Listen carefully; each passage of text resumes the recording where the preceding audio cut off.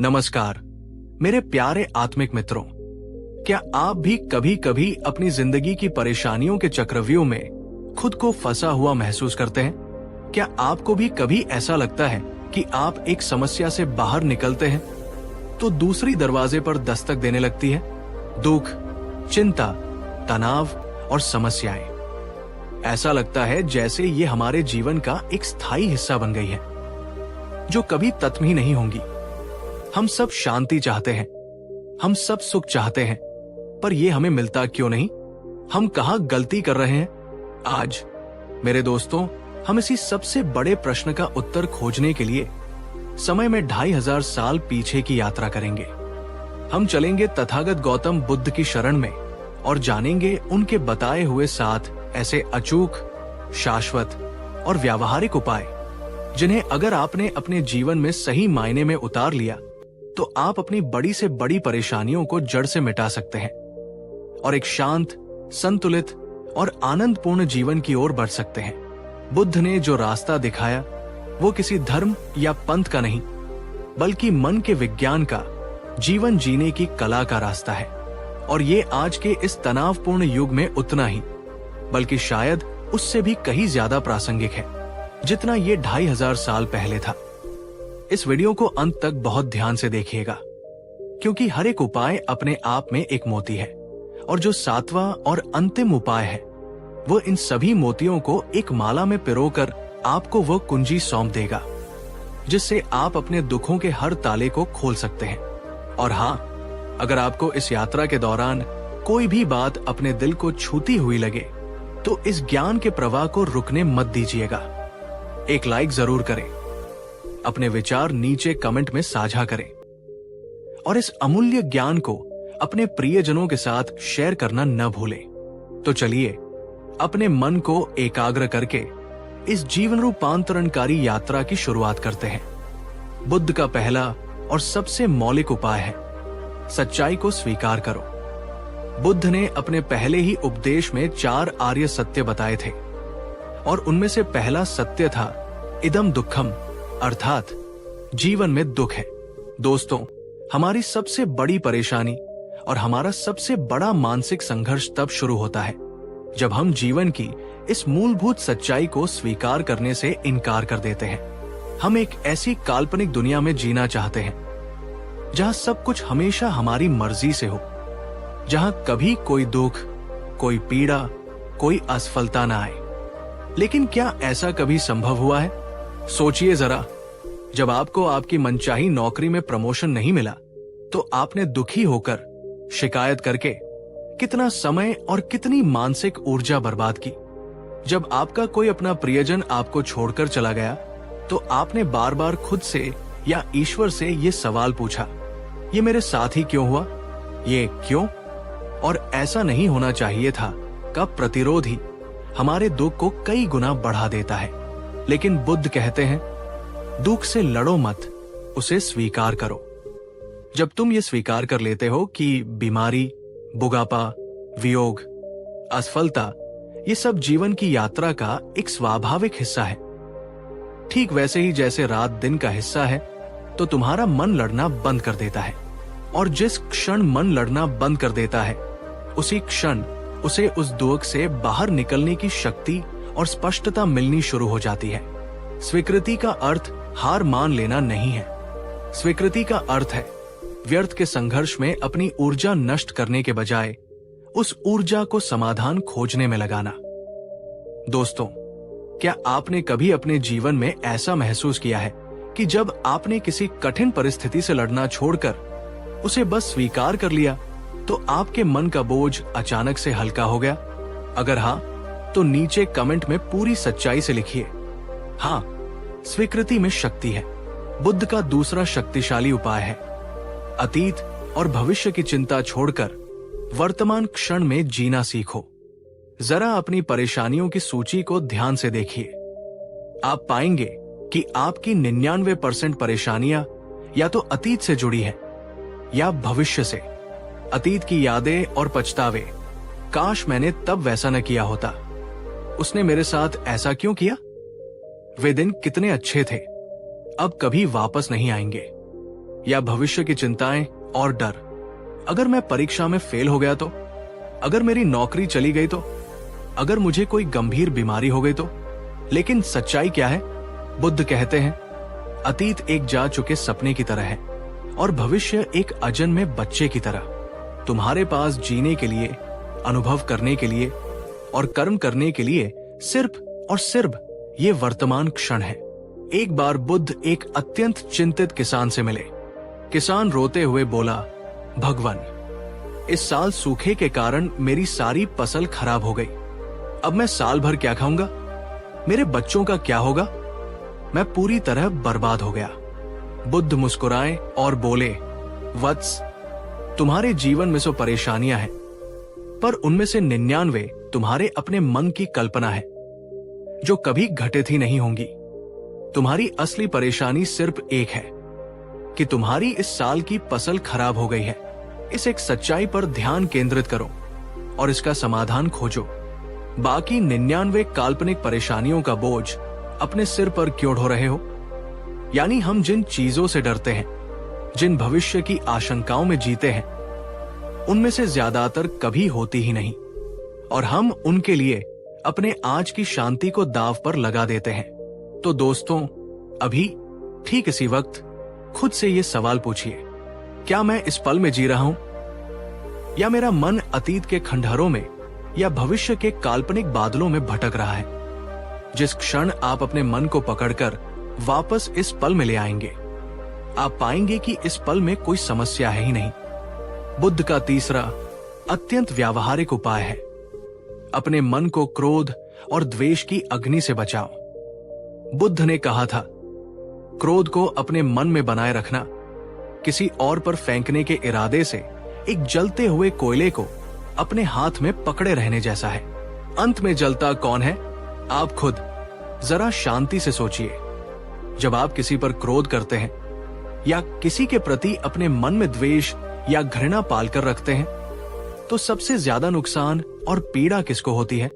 उस दूसरे व्यक्ति को शायद पता भी ना हो या उसे कोई पर्थ भी ना पड़े, पर आपकी रात की नींद उड़ जाती है, आपका रक्तचाप बढ़ जाता है, आपका मन 24 घंटे एक अदृश्य युद्ध में उलझा रहता है। क्रोध और द्वेष दूसरों को बाद में जलाते हैं, पहले वे उस बर्तन को ही जला देते हैं जिसमें वे रखे होते हैं। एक बार की प्रसिद्ध घटना है, जब एक व्यक्ति बुद्ध को भरी सभा में अपशब्द कहने लगा, उन्हें गालियां देने लगा। बुद्ध शांत भाव से चेहरे पर एक कोमल मुस्कान लिए सब कुछ सुनते रहे। जब वो व्यक्ति बोल बोलकर थक गया तो बुद्ध ने उससे पूछा, भ्राता, यदि तुम किसी के लिए कोई उपहार लेकर जाओ और वो व्यक्ति उस उपहार को स्वीकार करने से मना कर दे, तो वो उपहार किसके पास रह जाएगा? उस व्यक्ति ने कहा, वो मेरे ही पास रह जाएगा। बुद्ध बोले, ठीक इसी प्रकार तुमने मुझे जो ये अपशब्दों की भेंट दी है, मैं इसे स्वीकार करने से इनकार करता हूं।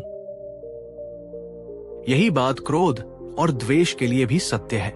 कोई आपको क्रोधित तभी कर सकता है जब आप उसके क्रोध को अपने भीतर आने की अनुमति दें। दोस्तों, क्या आप भी मानते हैं कि गुस्सा और नफरत सिर्फ हमें ही अंदर से खोखला करते हैं? अगर हाँ, तो इस वीडियो को एक लाइक जरूर कीजिए, एक संकल्प के रूप में कि आज से आप इस जलते हुए कोयले को फेंक देंगे।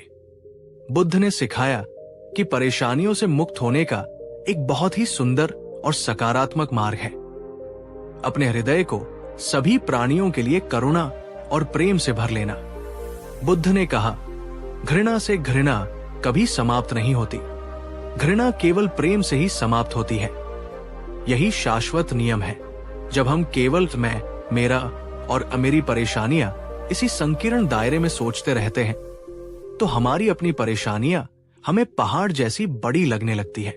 लेकिन जिस क्षण हम अपने इस छोटे से मैं के घेरे से बाहर निकलकर दूसरों के दुख और उनकी पीड़ा को समझने की कोशिश करते हैं, तो हमें अचानक ये बोध होता है कि हमारी अपनी परेशानियां उतनी बड़ी हैं ही नहीं।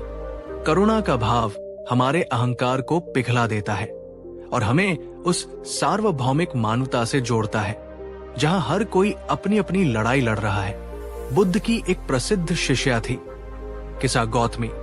जो अपने मृत पुत्र के शोक में विक्षिप्त हो गई थी।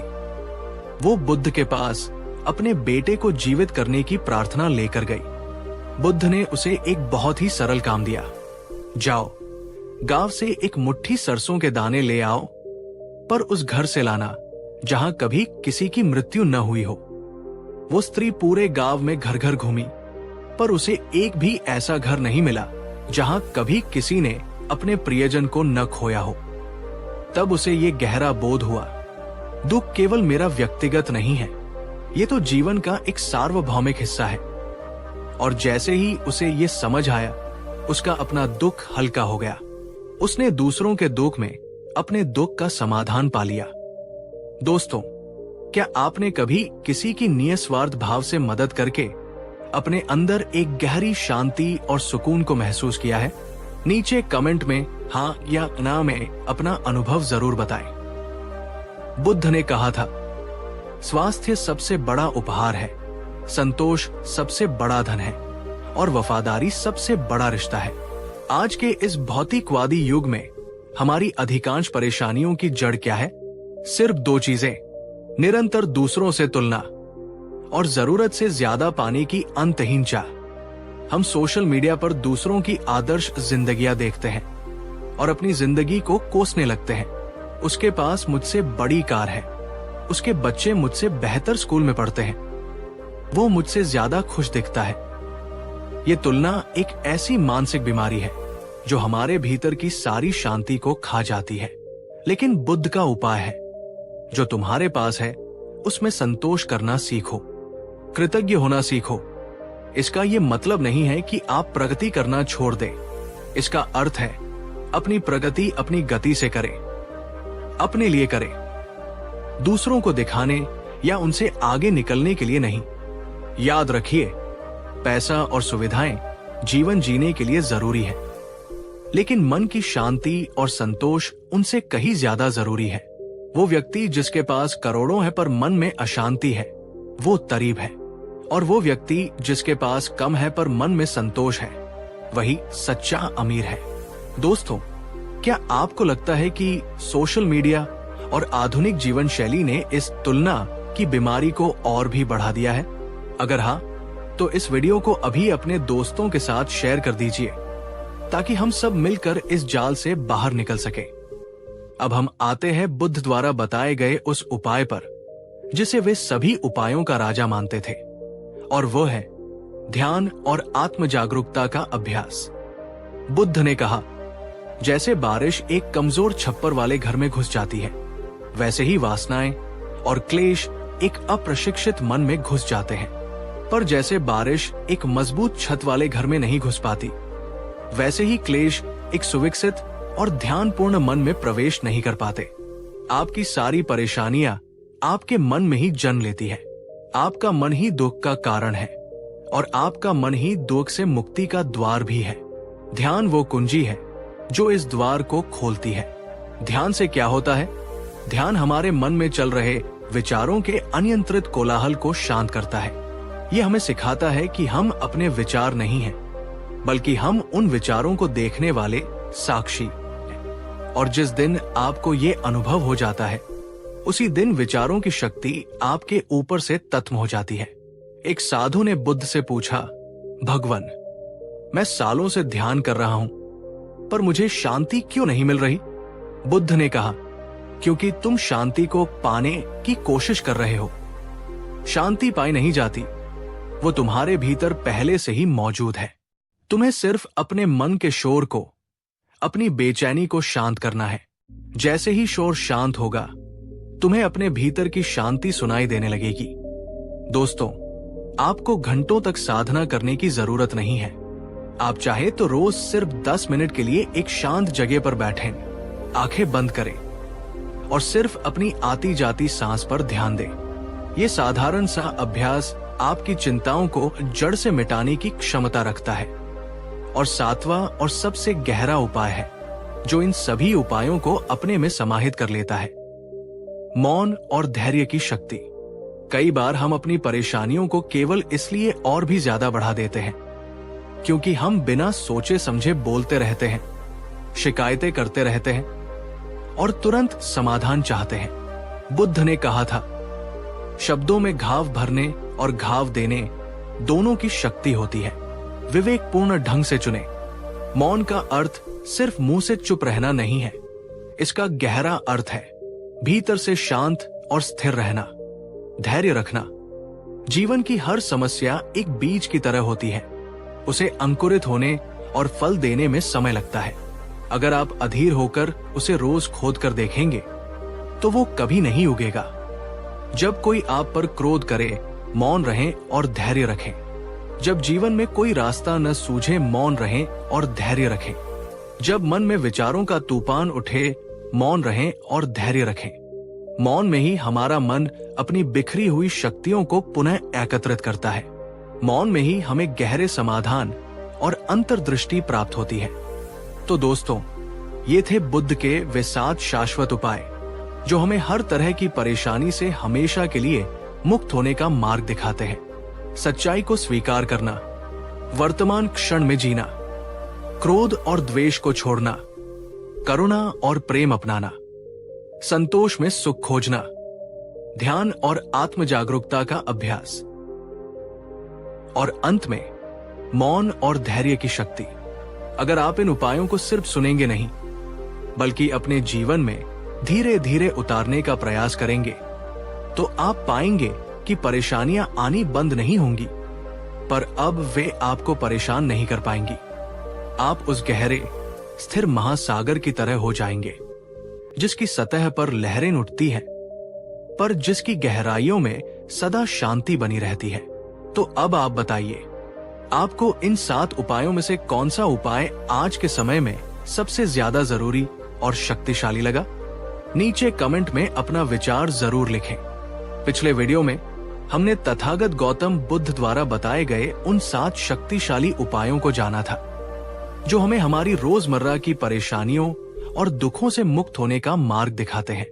हमने सीखा था कि कैसे सच्चाई को स्वीकार करके, वर्तमान में जीकर और क्रोध को त्याग कर हम अपने मन को शांत कर सकते हैं। लेकिन बुद्ध का ज्ञान एक अथाह सागर की तरह है। जितना गहरा हम उसमें उतरते हैं, उतने ही अनमोल मोती हमारे हाथ लगते हैं। आज हम अपनी इस यात्रा को और भी गहराइयों में ले जाएंगे। हम जानेंगे बुद्ध के 7 और अद्भुत उपाय, वे सूक्ष्म पर अत्यंत शक्तिशाली सिद्धांत, जो न केवल हमारी बाहरी परेशानियों को, बल्कि हमारे मन के भीतर छिपी उन गहरी जड़ों को भी काट सकते हैं, जहां से सभी दुखों का जन्म होता है। तो अगर आप अपनी चेतना को एक नए स्तर पर ले जाने के लिए तैयार हैं और उन रहस्यों को जानने के लिए उत्सुक हैं, जो आपको स्थायी शांति और स्वतंत्रता का अनुभव करा सकते हैं, तो इस वीडियो को अंत तक बहुत ध्यान से देखिएगा। तो चलिए, बिना किसी देरी के अपनी चेतना के इस शिखर पर अगला कदम रखते हैं। बुद्ध का 8वां उपाय हमारी उस सबसे गहरी और विनाशकारी प्रवृत्ति पर प्रहार करता है, जिसे वे लोभ या तृष्णा कहते थे। बुद्ध ने कहा था, लोभ एक ऐसी अग्नि है जो जितना भी ईंधन पाती है, उतनी ही और भड़कती है। ये एक ऐसा जाल है जिसमें फंसकर इंसान कभी संतुष्ट नहीं हो सकता। आज हमारी अनगिनत परेशानियों की सीधी जड़ यही लोभ है। ज्यादा से ज्यादा पैसा कमाने का लोभ, जिसके लिए हम अपने स्वास्थ्य, अपने रिश्तों और अपनी शांति को दांव पर लगा देते हैं। नाम और शोहरत का लोभ, जो हमें दूसरों की नजरों में अच्छा दिखने के लिए एक निरंतर दौड़ में दौड़ाता रहता है। इंद्रिय सुखों का लोभ, जो हमें क्षणिक आनंद तो देता है, पर पीछे एक गहरी रिक्ति और अतृप्ति छोड़ जाता है। एक बार एक अत्यंत धनी व्यापारी बुद्ध के पास आया।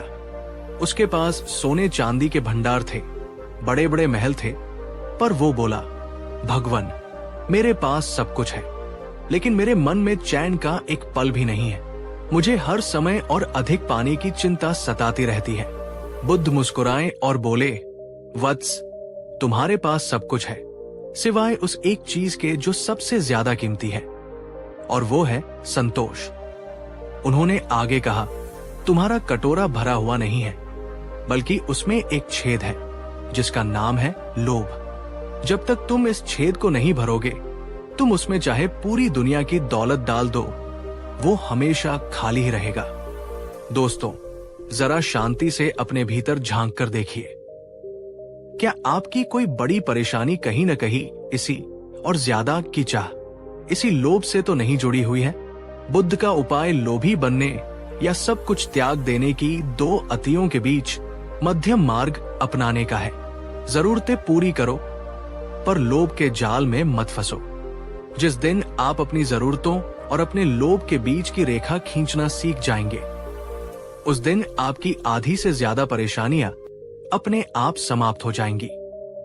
बुद्ध का नवा उपाय उनके धम्म का सार है, एक ऐसा महासत्य जिसे अगर हम सच में आत्मसात कर ले तो कोई भी दुख हमें तोड़ नहीं सकता। और वो सत्य है अनिच्चा, अर्थात सब कुछ अनित्य है, परिवर्तनशील है, कुछ भी स्थायी नहीं है। आपका सुख भी स्थायी नहीं है, और सबसे बड़ी खुशखबरी यह है कि आपका दुख भी स्थायी नहीं है, आपकी सफलता स्थायी नहीं है, और आपकी आज की परेशानी भी स्थायी नहीं है। हम परेशान इसलिए होते हैं क्योंकि हम अपनी वर्तमान दुखद स्थिति को पकड़कर बैठ जाते हैं और मान लेते हैं कि ये हमेशा ऐसी ही रहेगी। एक बार बुद्ध अपने शिष्यों के साथ एक ब्यूटीफुल मेडो से गुजर रहे थे, जहां हजारों सुंदर फूल खिले थे। आनंद ने कहा, भगवान, ये दृश्य कितना मनोरम है।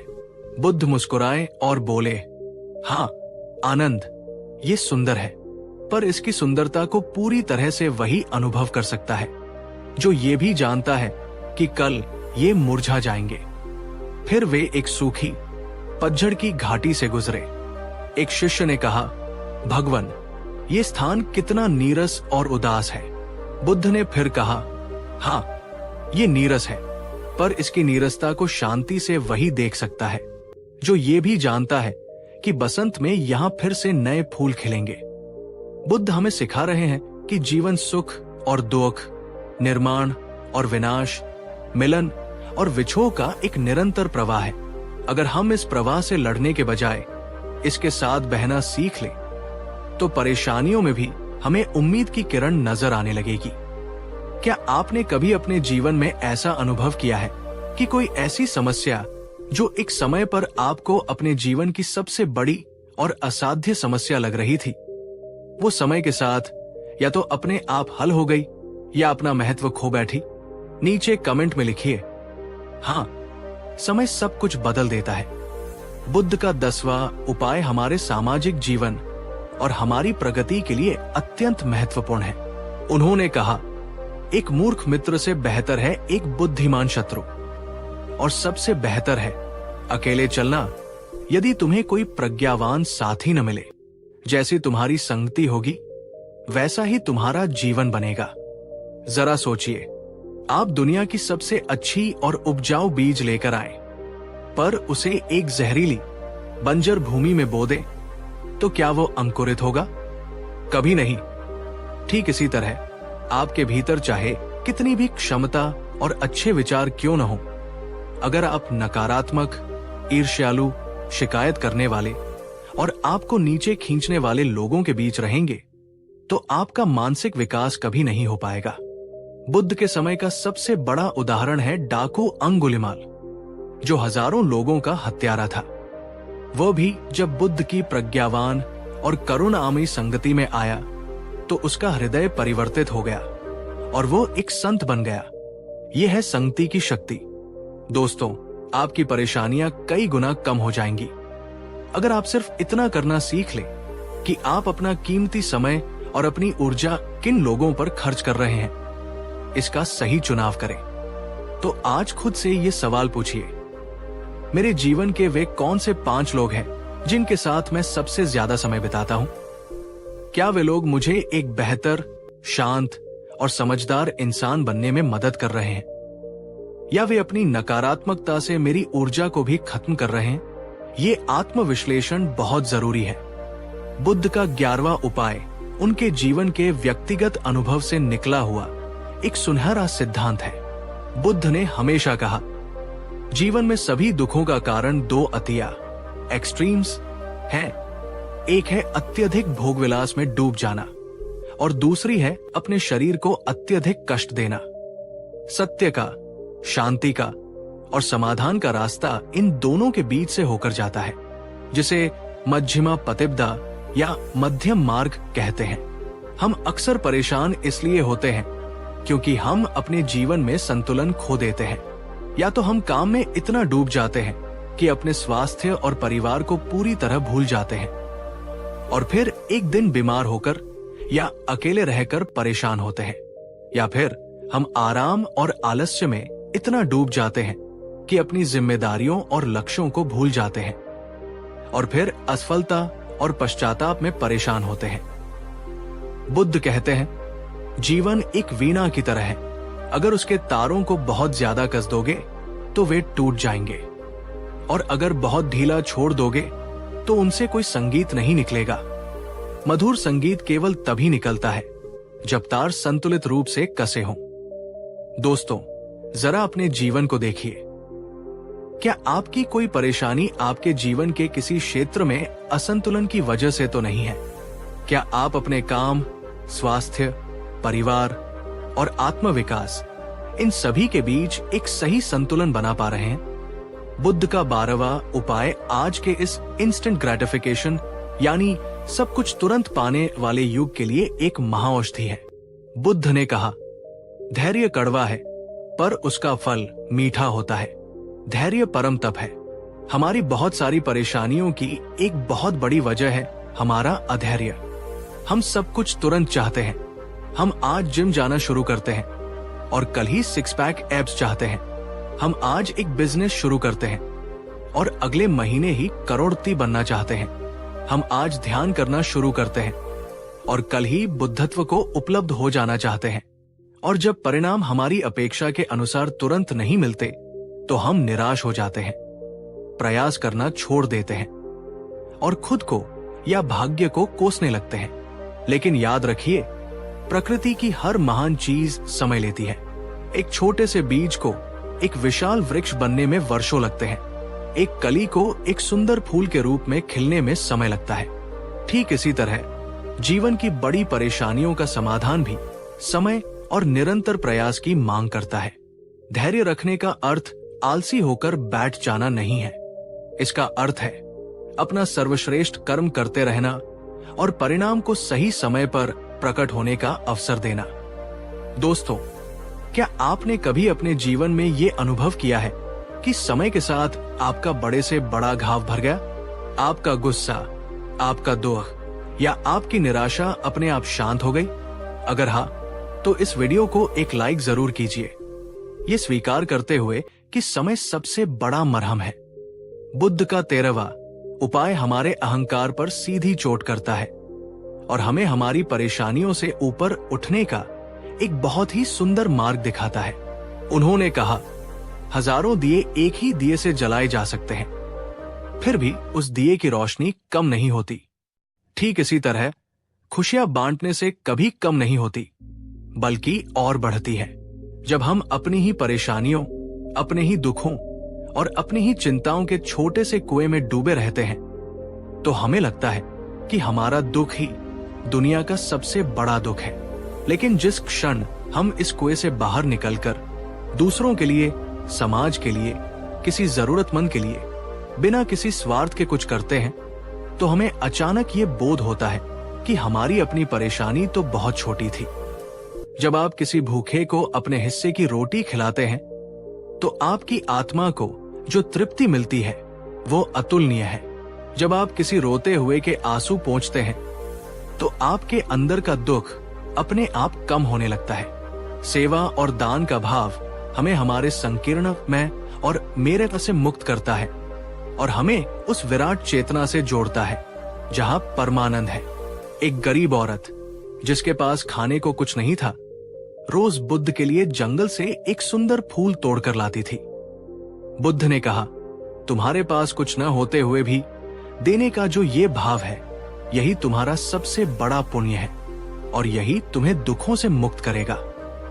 और अब बुद्ध का 14वां और शायद सबसे अप्रत्याशित पर सबसे शक्तिशाली उपाय।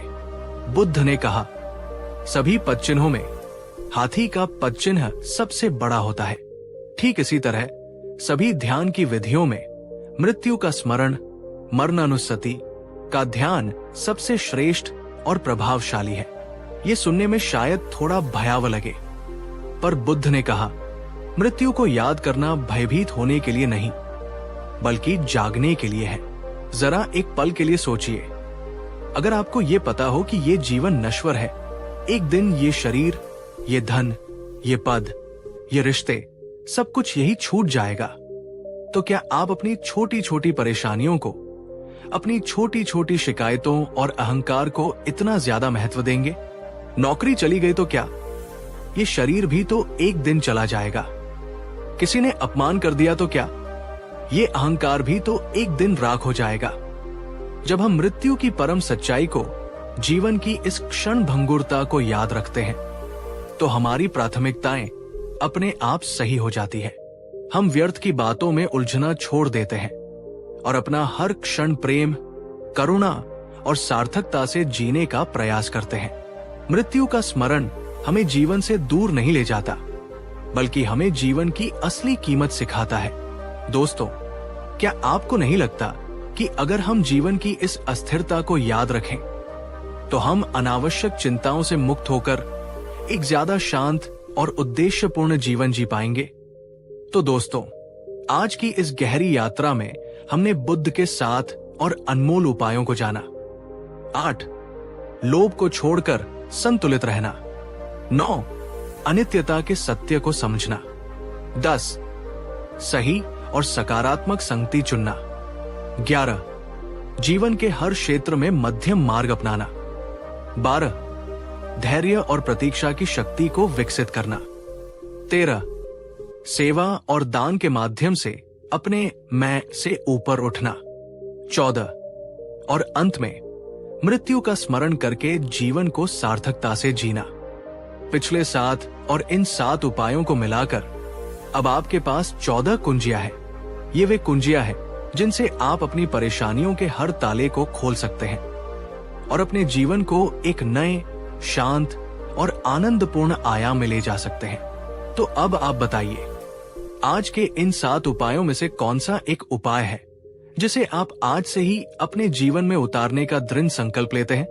नीचे कमेंट में अपना संकल्प जरूर लिखिए।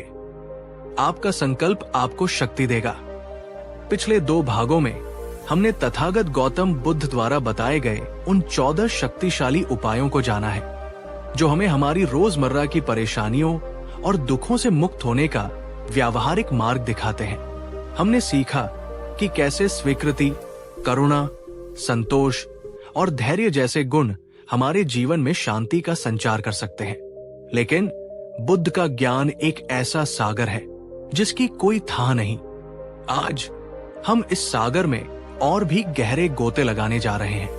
हम जानेंगे बुद्ध के 7 और नए, अत्यंत सूक्ष्म और गहरे उपाय। ये वे उपाय हैं जो हमारी सोच, हमारी आदतों और हमारे आत्मविश्वास की जड़ों तक जाकर उन्हें भीतर से रूपांतरित करने की क्षमता रखते हैं। ये उपाय हमें सिखाएंगे कि कैसे अपनी सोच को बदलकर जीवन को बदला जा सकता है, कैसे छोटी छोटी आदतें एक बड़े परिवर्तन को जन्म देती है और कैसे अपने भीतर की असीम शक्ति पर विश्वास करके हम किसी भी चुनौती पर विजय पा सकते हैं। तो अगर आप अपनी चेतना को और भी परिष्कृत करने के लिए और परेशानियों से मुक्ति के इन अंतिम रहस्यों को जानने के लिए तैयार हैं, तो इस वीडियो को अंत तक पूरी एकाग्रता के साथ देखिएगा। तो चलिए प्रज्ञा के इस शिखर पर अपनी यात्रा के अंतिम चरण की ओर बढ़ते हैं। बुद्ध का 15वां उपाय, जिसे आज का आधुनिक मनोविज्ञान भी अपने हर सिद्धांत का आधार मानता है, वो है अपनी सोच को सकारात्मक दिशा दो। बुद्ध ने कहा था, हम जो कुछ भी है वो उसका परिणाम है जो हमने आज तक सोचा है। हमारा जीवन हमारे विचारों द्वारा ही निर्मित होता है। दोस्तों, हम अक्सर अपनी परेशानियों को अपनी सोच से कई गुना ज्यादा बड़ा और भयावह बना देते हैं। हमारी बाहरी परिस्थिति उतनी बुरी नहीं होती जितनी बुरी कहानी हम अपने मन में उसके बारे में गढ़ लेते हैं। मैं ये काम कभी नहीं कर पाऊंगा, मेरी किस्मत ही शराब है, मेरे साथ कभी कुछ अच्छा नहीं हो सकता, वो व्यक्ति हमेशा मेरे बारे में बुरा ही सोचता है। ये नकारात्मक आत्मचर्चा, नेगेटिव सेल्फ टॉक, एक धीमे जहर की तरह है जो हमारे आत्मविश्वास और हमारी ऊर्जा को धीरे धीरे खत्म कर देती है। एक बार एक शिष्य अत्यंत दुखी और निराश होकर बुद्ध के पास आया। उसने कहा, भगवान, मैं जो भी काम शुरू करता हूं उसमें नाकाम ही रहता हूं। मुझे लगता है कि मैं किसी लायक ही नहीं हूं। बुद्ध ने उससे कहा, वत्स, तुम नाकाम इसलिए नहीं होते कि तुम्हें क्षमता नहीं है। तुम नाकाम इसलिए होते हो क्योंकि तुमने अपने मन को यह विश्वास दिला दिया है कि मैं नाकाम हूं। जिस क्षण तुम अपने मन में यह सोचना शुरू कर दोगे कि मैं सक्षम हूं, मैं सीख सकता हूं, मैं प्रयास कर सकता हूं, उसी क्षण तुम्हारी वास्तविकता बदलनी शुरू हो जाएगी। बुद्ध उसे एक बगीचे में ले गए और 2 पौधे दिखाए। उन्होंने कहा, एक पौधे को मैं रोज प्रेम, सराहना और प्रोत्साहन के शब्द कहता हूं और दूसरे को मैं रोज आलोचना और निराशा के शब्द कहता हूं। कुछ समय बाद देखना क्या परिणाम होता है। और सचमुच जिस पौधे की सराहना की जाती थी वो लहलहा उठा और दूसरे पौधे की वृद्धि रुक गई। बुद्ध ने कहा, तुम्हारा मन भी इसी पौधे की तरह है। तुम उसे जैसे विचार दोगे वो वैसा ही फलेगा या मुरझा जाएगा। दोस्तों, क्या आपने कभी ये महसूस किया है कि जिस दिन आप सुबह उठकर सकारात्मक महसूस करते हैं उस दिन आपके काम भी बेहतर होते हैं और लोग भी आपसे अच्छा व्यवहार करते हैं? अगर हाँ, तो इस वीडियो को एक लाइक जरूर करें, ये स्वीकार करते हुए कि सोच में ही जीवन को बदलने की शक्ति है। बुद्ध का 16वां उपाय आज की इस जटिल और भागदौड़ भरी जिंदगी के लिए एक बहुत बड़ी राहत लेकर आता है। उन्होंने सिखाया, साधारण और सरल जीवन ही सबसे सुखी और शांत जीवन है। जिसे कम की जरूरत है वो वास्तव में सबसे अमीर है। हमारी बहुत सारी परेशानियों और तनाव का एक बहुत बड़ा कारण है हमारी अत्यधिक और अनावश्यक इच्छाएं, जिन्हें हमने अपनी जरूरतें मान लिया है। हमें सिर्फ एक फोन नहीं बल्कि सबसे लेटेस्ट मॉडल वाला फोन चाहिए। हमें सिर्फ कपड़े नहीं बल्कि ब्रांडेड कपड़े चाहिए। हमें सिर्फ एक घर नहीं बल्कि एक आलीशान घर चाहिए। इन अंतहीन इच्छाओं को पूरा करने की दौड़ में हम अपना स्वास्थ्य, अपने रिश्ते और सबसे कीमती अपने मन की शांति खो देते हैं। स्वयं बुद्ध का उदाहरण देखिए। वे एक राजकुमार थे जिनके पास दुनिया के सारे भोग विलास उपलब्ध थे, पर उन्होंने देखा कि इन सब के बावजूद उनके मन में शांति नहीं है। और उन्होंने उस परम शांति को कहाँ पाया? एक साधारण भिक्षु के जीवन में, जिनके पास सिर्फ 3 चीवर और एक भिक्षा पात्र था।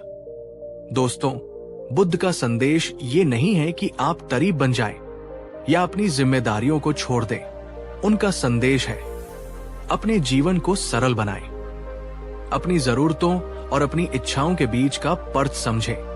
कम वस्तुएं, कम चिंता, सरल जीवन, अधिक मानसिक स्पष्टता, कम दिखावा, अधिक आंतरिक शांति। जब आप अपने जीवन से अनावश्यक चीजों और जटिलताओं को हटाते हैं तो आप पाएंगे कि आपकी परेशानियां भी अपने आप कम होने लगी है। बुद्ध का 17वां उपाय हमारे चरित्र और भाग्य के निर्माण के रहस्य को उजागर करता है। उन्होंने हमेशा कहा, हम वो नहीं हैं जो हम एक दिन करते हैं, हम वो बनते हैं जो हम रोज रोज बार बार करते हैं। हमारी आदतें ही अंत में हमारा चरित्र और हमारी नियति बन जाती है। हम अक्सर अपनी परेशानियों के लिए बड़ी बड़ी बाहरी वजहों को दोष देते हैं, पर हम ये नहीं देख पाते कि हमारी कई परेशानियां हमारी ही छोटी छोटी नकारात्मक आदतों का परिणाम है। देर से सोने और देर से उठने की आदत जो हमारी ऊर्जा और उत्पादकता को खत्म कर देती है। हर बात में शिकायत करने की आदत जो हमारे आसपास एक नकारात्मक माहौल बना देती है। चीजों को टालने, प्रोक्रेस्टिनेशन की आदत जो छोटे छोटे कामों को तनाव के बड़े पहाड़ में बदल देती है। क्रोध करने की आदत जो हमारे रिश्तों को नष्ट कर देती है। बुद्ध कहते हैं, अगर तुम अपने जीवन के बगीचे को बदलना चाहते हो तो तुम्हें इन जहरीले खरपतवारों को उखाड़कर उनकी जगह पर सकारात्मकता के फूल लगाने होंगे। और ये एक दिन में नहीं होता। इसके लिए निरंतर अभ्यास की जरूरत होती है। छोटी छोटी सकारात्मक आदतें अपनाएं। रोज 10 मिनट ध्यान करने की आदत, सुबह उठकर कृतज्ञता व्यक्त करने की आदत, रोज कुछ नया सीखने या पढ़ने की आदत, दूसरों के काम में निस्वार्थ भाव से मदद करने की आदत। ये छोटी छोटी आदतें पानी की उन बूंदों की तरह हैं जो रोज एक ही जगह पर गिरकर कठोर से कठोर पत्थर पर भी अपना निशान छोड़ देती है। दोस्तों, क्या आप आज इसी क्षण अपनी किसी एक नकारात्मक आदत को बदलकर उसकी जगह एक सकारात्मक आदत को अपनाने का संकल्प लेने के लिए तैयार हैं? अगर हाँ, तो नीचे कमेंट में लिखिए, हाँ मैं तैयार हूं। बुद्ध का 18वां संदेश शायद उनका सबसे मुक्तिदायक और शक्तिशाली संदेश है। ये वो आधार है जिस पर बाकी सभी उपाय टिके हैं, और वो है अप दीपो भव, स्वयं अपने दीपक बनो। तुम्हारे भीतर ही वो शक्ति है जो तुम्हें हर अंधेरे से बाहर निकाल सकती है। किसी और पर निर्भर मत रहो। हम अक्सर अपनी परेशानियों के सामने इसलिए घुटने टेक देते हैं क्योंकि हम अपने ही भीतर की असीम शक्ति पर विश्वास खो देते हैं। हम सोचते हैं, मैं ये नहीं कर सकता, ये मेरे बस की बात नहीं है। हम अपनी समस्याओं का समाधान खोजने के बजाय किसी चमत्कार या किसी बाहरी उद्धारक की प्रतीक्षा करने लगते हैं। हम अपनी कीमत दूसरों की आंखों में ढूंढते हैं, और जब वे हमें अस्वीकार कर देते हैं तो हम टूट जाते हैं। लेकिन बुद्ध कहते हैं, तुम्हें हर चुनौती का सामना करने की क्षमता है। तुम एक छोटे से बीज की तरह हो जिसके भीतर एक विशाल वृक्ष बनने की पूरी संभावना छिपी है। एक बार एक युवक बुद्ध के पास आया जो जीवन में बार बार असफल होने के कारण पूरी तरह से आत्मविश्वास खो चुका था। उसने कहा, भगवान, मैं हमेशा हार जाता हूं, मुझ में कोई ताकत ही नहीं है। बुद्ध ने उसे एक जलता हुआ दीपक दिया और कहा, इसकी लौ को देखो। फिर उन्होंने पूछा, क्या इस एक दीपक की लौ से हजारों और दीपक नहीं जलाए जा सकते? युवक ने कहा, हाँ भगवान, जलाए जा सकते हैं। बुद्ध ने कहा, तो क्या हजारों दीपक जलाने से इस पहले दीपक की लौ कम हो जाएगी? युवक ने कहा, नहीं भगवान, वो तो उतनी ही रहेगी। बुद्ध मुस्कुराए और बोले, ठीक इसी तरह तुम्हारे भीतर भी प्रज्ञा और शक्ति का एक ऐसा ही दीपक जल रहा है। तुम अपनी शक्ति किसी को देकर कम नहीं होते, और न ही किसी और से तुम्हें शक्ति उधार लेने की जरूरत है। अपनी लौ को पहचानो, उस पर विश्वास करो और उसी के प्रकाश में अपना मार्ग तय करो। दोस्तों, क्या आप अपने भीतर की इस असीम शक्ति को महसूस करना चाहते हैं? अगर हाँ, तो इस वीडियो को उन सभी लोगों के साथ शेयर करें जो आज शायद खुद को कमजोर और हारा हुआ महसूस कर रहे हैं। बुद्ध का 19वां उपाय हमारी परेशानियों की सबसे गहरी जड़ यानी अज्ञान पर प्रहार करता है। बुद्ध ने कहा था, अविद्या परम मल, अज्ञान ही सबसे बड़ा मैल है। यही सभी दुखों का मूल कारण है। जब हम चीजों को, परिस्थितियों को और स्वयं अपने मन के स्वभाव को नहीं समझते तो हम डरते हैं, हम गलत निर्णय लेते हैं और हम अनावश्यक रूप से दुखी होते हैं। हमें दुख के स्वभाव का ज्ञान नहीं होता, इसलिए हम उससे लड़ते हैं। हमें क्रोध के मनोविज्ञान का ज्ञान नहीं होता, इसलिए हम उसके गुलाम बन जाते हैं। हमें जीवन की अनित्यता का ज्ञान नहीं होता, इसलिए हम नश्वर चीजों से चिपक कर दुखी होते हैं। ज्ञान उस प्रकाश की तरह है जो अंधेरे कमरे में आते ही सांप के भ्रम को मिटाकर रस्सी की सच्चाई को प्रकट कर देता है। जैसे ही समझ आती है, वैसे ही डर और परेशानी अपने आप कम हो जाते हैं। इसलिए बुद्ध का मार्ग निरंतर सीखते रहने का, स्वयं को शिक्षित करने का और जीवन के नियमों को समझने का मार्ग है।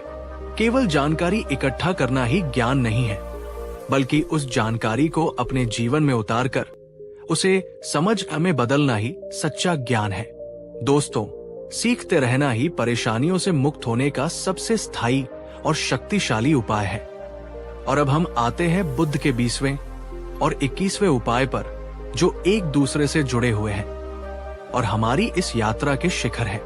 20वां उपाय है आत्म मूल्यांकन, सेल्फ रिफ्लेक्शन, और 21वां है निरंतर सुधार। बुद्ध का अंतिम उपाय है दूसरों में दोष खोजना बंद करो, अपने भीतर देखो, अपने मन और कर्मों के प्रति सजग रहो और निरंतर खुद को सुधारो।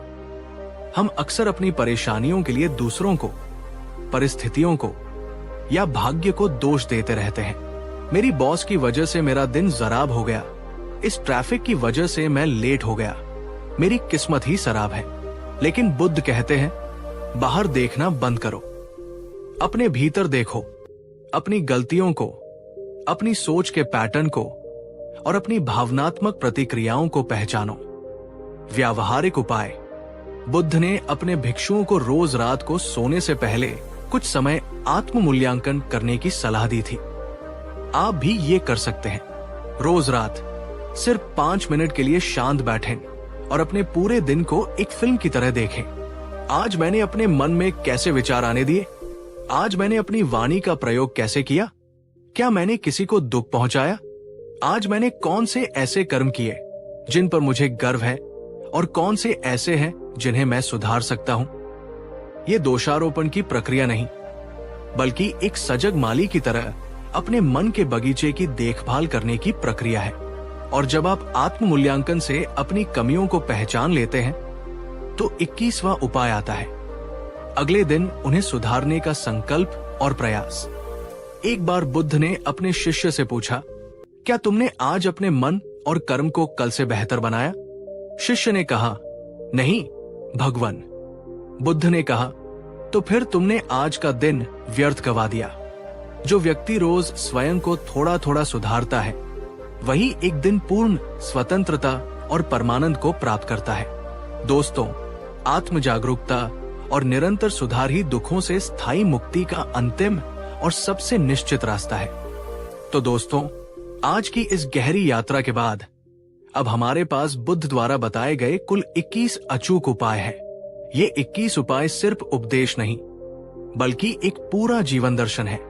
एक ऐसा रोड मैप है जो हमें परेशानियों के घने जंगल से निकालकर शांति और आनंद के खुले आकाश तक ले जा सकता है। अगर आप इन सभी उपायों को अपने जीवन में धीरे धीरे एक एक करके भी अपनाना शुरू कर दें, तो मैं आपको विश्वास दिलाता हूं कि आपकी परेशानियां न सिर्फ कम होंगी, बल्कि आपका जीवन को देखने का, उसे जीने का पूरा नजरिया ही बदल जाएगा। अगर ये वीडियो सीरीज आपको पसंद आई हो, अगर इसने आपके जीवन में कोई भी सकारात्मक मूल्य जोड़ा हो, तो इस वीडियो को लाइक करें, अपने विचार और अनुभव हमारे साथ कमेंट्स में शेयर करें और इस ज्ञान को आगे फैलाने के लिए अपने सभी दोस्तों और परिवारजनों के साथ इसे जरूर शेयर करें ताकि सभी इसका लाभ उठा सकें। हमारे इस आत्म खोज के परिवार का हिस्सा बने रहने के लिए चैनल को सब्सक्राइब करना न भूलें, क्योंकि हम आगे भी बुद्ध की ऐसी ही गहरी और व्यावहारिक शिक्षाएं आपके लिए लाते रहेंगे। धन्यवाद। याद रखिए, आप अपनी परेशानियों से कहीं ज्यादा शक्तिशाली हैं। नमो बुद्धाय। कहानी 2। दोस्तों, जरा एक पल रुककर सोचिए, अगर आपका पूरा जीवन, आपकी हर खुशी, आपका हर निर्णय पूरी तरह दूसरों के भरोसे टिका हो, तो क्या आप कभी सच में आजाद कहलाएंगे? क्या आपने कभी इस बात पर गौर किया है कि हम बचपन से ही एक अदृश्य बैसाखी के सहारे चलना सीख जाते हैं? एक ऐसी बैसाखी जो हमें सुरक्षा का एहसास तो देती है, पर धीरे धीरे हमारे अपने पैरों की ताकत को ही खत्म कर देती है। हम ज्यादातर फैसले, अपनी सोच और यहाँ तक कि अपने सपनों का भविष्य भी दूसरों की राय पर क्यों छोड़ देते हैं? क्यों हम बार बार ये मान लेते हैं कि कोई और हमें सही रास्ता दिखाएगा, कोई और जब हम गिरेंगे तो हमें संभालेगा, कोई और हमारी सफलता का मार्ग प्रशस्त करेगा? लेकिन आज से 2500 साल पहले एक प्रज्ञावान पुरुष तथागत गौतम बुद्ध ने हमें एक क्रांतिकारी, एक मुक्तिदायक संदेश दिया था। उन्होंने कहा था, दूसरों पर निर्भर मत रहो, तुम्हारी मुक्ति तुम्हारे ही हाथ में है। खुद की ताकत को पहचानो, आज की इस कहानी में मैं आपको ले चलूंगा बुद्ध के जीवन के उन प्रेरक प्रसंगों में जहां उन्होंने अपने शिष्यों और साधारण लोगों को यही सिखाया कि आखिरकार खुद पर भरोसा करना ही सच्ची स्वतंत्रता है और अपनी आंतरिक शक्ति को जगाना ही जीवन का परम लक्ष्य है। तो इस वीडियो को अंत तक जरूर देखिएगा। इस कहानी की शुरुआत होती है बुद्ध के समय से, जब वे जेतवन विहार में निवास कर रहे थे। एक दिन एक युवा और प्रतिभाशाली भिक्षु जिसका नाम सुभूति था, बुद्ध के पास आया। उसके मन में एक गहरी दुविधा और एक महत्वपूर्ण प्रश्न था। उसने बुद्ध को प्रणाम किया और अत्यंत विनम्रता से बोला, भगवान, आप हर दिन हमें करुणा, प्रज्ञा और शील का उपदेश देते हैं। आपके वरिष्ठ शिष्य हमें ध्यान और विनय के नियम बताते हैं। संत के अन्य भिक्षु और गृहस्थ उपासक भी हमें हर कदम पर मार्गदर्शन और सहारा देते हैं। मैं आप सबके प्रति कृतज्ञ हूं, लेकिन मैं ये सोचकर अक्सर परेशान हो जाता हूं, क्या मैं पूरी जिंदगी इसी तरह दूसरों के भरोसे, दूसरों के दिखाए मार्ग पर ही चलता रहूंगा? क्या मेरी अपनी कोई बुद्धि, अपनी कोई आंतरिक शक्ति नहीं है जिस पर मैं भरोसा कर सकूं? क्या मेरी मुक्ति भी दूसरों के उपदेशों पर ही निर्भर है? सुभूति का ये प्रश्न सुनकर पूरे संघ में एक गहरा सन्नाटा छा गया। ये एक ऐसा सवाल था जो शायद हर साधक के मन में उठता है। बुद्ध के चेहरे पर एक कोमल मुस्कान आई। उन्होंने सुभूति की ओर करुणा दृष्टि से देखा और कहा, सुभूति, तुमने बहुत ही उत्तम और गहरा सवाल पूछा है। ये प्रश्न तुम्हारी जागृति का संकेत है। ध्यान से सुनो।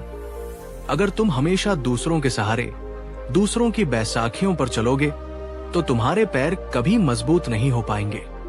तुम्हारा जीवन तुम्हारा नहीं रहेगा, वो तो दूसरों की इच्छाओं, दूसरों के विचारों का एक प्रतिबिंब मात्र बनकर रह जाएगा।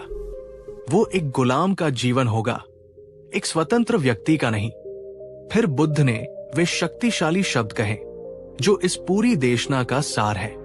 इसलिए खुद पर भरोसा करो, दूसरों पर नहीं। तुम्हारे भीतर ही बुद्धत्व है, तुम्हारे भीतर ही वो परम शक्ति है। उसे पहचानो, अपनी शरण स्वयं बनो।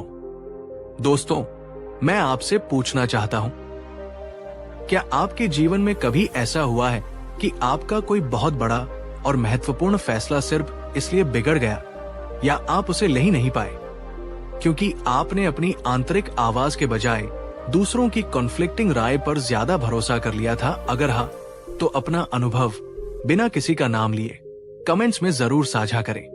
आपकी कहानी दूसरों के लिए एक सीख बन सकती है। बुद्ध ने सुभूति और अन्य भिक्षुओं को आत्मनिर्भरता का महत्व समझाने के लिए एक बहुत ही सरल और सुंदर कहानी सुनाई। उन्होंने कहा, एक बार एक आदमी था जिसे एक विशाल और अशांत नदी को पार करना था। उसे तैरना नहीं आता था और उसके पास कोई नाव भी नहीं थी। वो किनारे पर खड़ा होकर बहुत चिंतित था। उसने वहां से गुजर रहे लोगों से पूछना शुरू किया, हे भाइयों, मुझे बताओ, मैं इस भयानक नदी को कैसे पार करूं? एक ज्ञानी दिखने वाले व्यक्ति ने कहा, तुम ईश्वर से प्रार्थना करो। अगर तुम्हारी आस्था सच्ची होगी तो ईश्वर स्वयं तुम्हें पार करा देंगे। एक कर्मठ व्यक्ति ने कहा, प्रार्थना से क्या होगा? जाओ, जंगल से लकड़ियां काटो, रस्सी बनाओ और अपने लिए एक नाव का निर्माण करो। एक योगी ने कहा, नदी पार करने की क्या आवश्यकता है? यही किनारे पर बैठकर ध्यान करो और अपने मन को शांत करो। मन की शांति ही असली पार पाना है। एक व्यापारी ने कहा, क्यों इतनी मेहनत करते हो? थोड़ा इंतजार करो, शाम को एक बड़ी नाव आएगी, उसे कुछ पैसे दे देना और वो तुम्हें पार ले जाएगी। वो आदमी पूरी तरह से उलझ गया। उसने हर किसी की सलाह को थोड़ा थोड़ा मानने की कोशिश की। वो थोड़ी देर प्रार्थना करता, फिर 2 लकड़ियां काटने जाता, फिर थककर ध्यान करने बैठ जाता और फिर नाव का इंतजार करने लगता। नतीजा ये हुआ कि दिन बीत गया, रात होने को आई और वो वही का वही खड़ा रहा। वो न तो तैरना सीख पाया, न नाव बना पाया और न ही नदी पार कर पाया। तभी वहां एक आत्मज्ञानी भिक्षु आए। उन्होंने उस आदमी की दुर्दशा देखी और उससे पूछा, तुम इतने लोगों से सलाह क्यों मांग रहे हो, जो स्वयं अभी इस किनारे पर ही खड़े हैं? उन्होंने आगे कहा, दूसरों से पूछना बंद करो, अपने भीतर झांको, अपनी शक्ति और अपनी सीमाओं को पहचानो। क्या तुम लकड़ियां काटकर नाव बना सकते हो? अगर हां, तो पूरी एकाग्रता से वही करो। अगर नहीं, तो क्या तुम कुछ लकड़ियों को जोड़कर एक छोटा सा बेड़ा, राफ्ट बना सकते हो, जिसके सहारे तुम हाथ पैर मारकर नदी पार कर सको? अपनी क्षमता को देखो और फिर पूरी हिम्मत से अपना पहला कदम उठाओ। याद रखो, नदी तभी पार होगी जब तुम खुद पानी में उतरोगे। कोई और तुम्हारी जगह पर गीला नहीं हो सकता। कहानी समाप्त करके बुद्ध ने कहा, सुभूति, ये जीवन भी एक विशाल नदी की तरह है और दुख, अज्ञान और क्लेश इसकी अशांत धाराएं हैं। मैं और अन्य गुरु तुम्हें नाव बनाना सिखा सकते हैं। हम तुम्हें सही दिशा बता सकते हैं, पर तुम्हारी नाव तुम्हें स्वयं ही बनानी होगी और उसे चलाना भी तुम्हें स्वयं ही होगा। दूसरों पर नहीं, खुद की ताकत पर, खुद के पुरुषार्थ पर भरोसा करना पड़ता है। दोस्तों, आपको क्या लगता है, क्या जीवन की मुश्किलें और चुनौतियां हमें मजबूत बनाने के लिए आती हैं, या हमें और अधिक निर्भर और कमजोर बनाने के लिए? कमेंट करके अपनी राय जरूर बताइए। आत्मनिर्भरता और आत्मशरण का ये संदेश बुद्ध की शिक्षाओं का केंद्र बिंदु था। उन्होंने अपने जीवन की अंतिम घड़ियों में, अपने महापरिनिर्वाण से ठीक पहले, अपने सबसे प्रिय शिष्य आनंद को जो अंतिम उपदेश दिया, वो इसी सत्य की पराकाष्ठा थी। आनंद, जो बुद्ध से अत्यंत प्रेम करते थे और उन पर पूरी तरह निर्भर थे, बुद्ध के जाने की बात सोचकर फूट फूट कर रो रहे थे। उन्होंने बुद्ध से पूछा, भगवान, आपके बिना हमारा क्या होगा? जब आप नहीं रहेंगे तो हम किसका सहारा लेंगे? कौन हमें प्रकाश दिखाएगा? बुद्ध ने, जो शारीरिक पीड़ा में थे, आनंद को अपने पास बुलाया और वे ऐतिहासिक शब्द कहे जो आज भी करोड़ों लोगों के लिए प्रेरणा का स्रोत है। उन्होंने कहा, आनंद, इसलिए स्वयं अपने दीपक बनो, स्वयं अपनी शरण में जाओ, किसी और की शरण में नहीं। धम्म, सत्य को अपना दीपक बनाओ, धम्म को अपनी शरण बनाओ, किसी और को नहीं। उन्होंने समझाया, अगर तुम जीवन में सच में अंधेरे से मुक्त होना चाहते हो तो अपने भीतर की रोशनी को जलाओ। दूसरों के दिए दीपक के सहारे कब तक चलोगे? हवा का एक झोंका आएगा और वो बुझ जाएगा। दूसरों का ज्ञान, दूसरों की प्रेरणा अस्थायी है, लेकिन अगर तुम ध्यान और विवेक से अपने भीतर प्रज्ञा का दीपक जला लोगे तो दुनिया का कोई तूफान, कोई अंधेरा भी उसे बुझा नहीं पाएगा। दोस्तों, मैं आपसे पूछना चाहता हूं, क्या आपने कभी खुद का दीपक बनने की कोशिश की है? जैसे बिना किसी मोटिवेशनल वीडियो को देखे अपने भीतर से प्रेरणा जगाकर कोई काम पूरा करना, या बिना किसी की मदद लिए अपनी ही बुद्धि और मेहनत से किसी मुश्किल समस्या का हल निकालना? अगर हाँ, तो उसका अनुभव कैसा रहा? उस अनुभव ने आपको कितना शक्तिशाली महसूस कराया? बुद्ध हमें सिर्फ अनुयायी नहीं, बल्कि स्वयं एक बुद्ध बनने के लिए प्रेरित कर रहे हैं। वे कह रहे हैं कि जो क्षमता मेरे भीतर है, वही क्षमता तुम्हारे भीतर भी है। खोजो उसे, जगाओ उसे। अब जरा सोचिए, बुद्ध की ये हजारों साल पुरानी शिक्षा आज के इस डिजिटल युग में कितनी ज्यादा प्रासंगिक है। आज हम बाहरी चीजों पर पहले से कहीं ज्यादा निर्भर हो गए हैं। प्रेरणा, मोटिवेशन चाहिए तो हम तुरंत सोशल मीडिया खोलते हैं और किसी इन्फ्लुएंसर के कोड्स ढूंढने लगते हैं। वित्तीय सुरक्षा चाहिए तो हम नौकरी, बैंक लोन या माता पिता पर निर्भर हो जाते हैं। कोई निर्णय लेना हो तो हम अपने दोस्तों से या गूगल पर टॉप 10 लिस्ट से राय पूछते हैं। और खुशी चाहिए तो हम अपने पार्टनर, अपने दोस्तों या भौतिक वस्तुओं से ये उम्मीद करते हैं कि वे हमें खुश करेंगी। बुद्ध कहते हैं, ये सब भ्रम है। ये निर्भरता एक मीठा जहर है। शुरू में ये बहुत आसान और आरामदायक लगता है, लेकिन धीरे धीरे ये तुम्हारी आत्मा को, तुम्हारे आत्मविश्वास को तुम्हारी निर्णय लेने की क्षमता को खोखला कर देता है। दूसरों पर निर्भर रहना ऐसा ही है जैसे कोई मजबूत पंखों वाला बाज उड़ने की अपनी क्षमता को भूलकर हमेशा दूसरों की पीठ पर बैठकर आसमान की सैर करता रहे। क्या वो कभी उड़ान की असली स्वतंत्रता, असली रोमांच को महसूस कर पाएगा? कभी नहीं।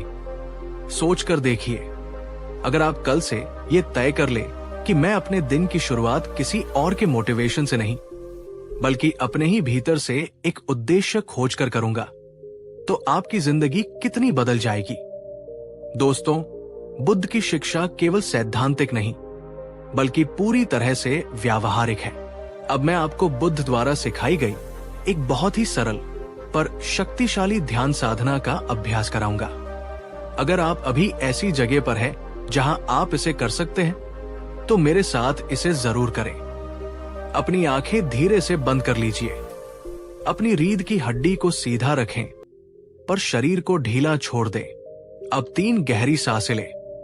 हर सांस के साथ महसूस करें कि आप बाहरी दुनिया के कोलाहल से हटकर अपने भीतर की दुनिया में प्रवेश कर रहे हैं। अब अपना पूरा ध्यान अपने हृदय केंद्र पर, अपनी छाती के बीच में ले आएं और अपने मन में, अपने हृदय से ये वाक्य दोहराएं, मैं अपनी शरण स्वयं हूं। मेरी शक्ति मेरे ही भीतर है। मुझे किसी बाहरी सहारे की आवश्यकता नहीं है। मैं पूर्ण हूं। मैं समर्थ हूं। मैं अपना प्रकाश स्वयं हूं। इन वाक्यों को महसूस करने की कोशिश करें। इनकी ऊर्जा को अपने पूरे शरीर में फैलने दें। अब धीरे धीरे अपनी हथेलियों को आपस में रगड़ें और उन्हें अपनी आंखों पर रखकर कोमलता से अपनी आंखें खोलें। क्या आप अपने भीतर एक अलग तरह की शांति, एक अलग तरह की स्थिरता और शक्ति महसूस कर पा रहे हैं? यह है आपकी अपनी आंतरिक शक्ति से जुड़ने का पहला कदम। इस अभ्यास को रोजाना सिर्फ 5 मिनट करने से आप धीरे धीरे पाएंगे कि आपका आत्मविश्वास और आत्मनिर्भरता का भाव बढ़ रहा है। तो दोस्तों, आज की इस कहानी और शिक्षा से हमने क्या सीखा? बुद्ध ने हमें सिखाया कि सच्ची स्वतंत्रता और सच्ची शक्ति का मार्ग बाहर नहीं, हमारे भीतर से होकर जाता है। दूसरों पर निर्भर रहना एक बंधन है, एक कमजोरी है। खुद की ताकत को पहचानना और उस पर भरोसा करना ही सच्ची मुक्ति है।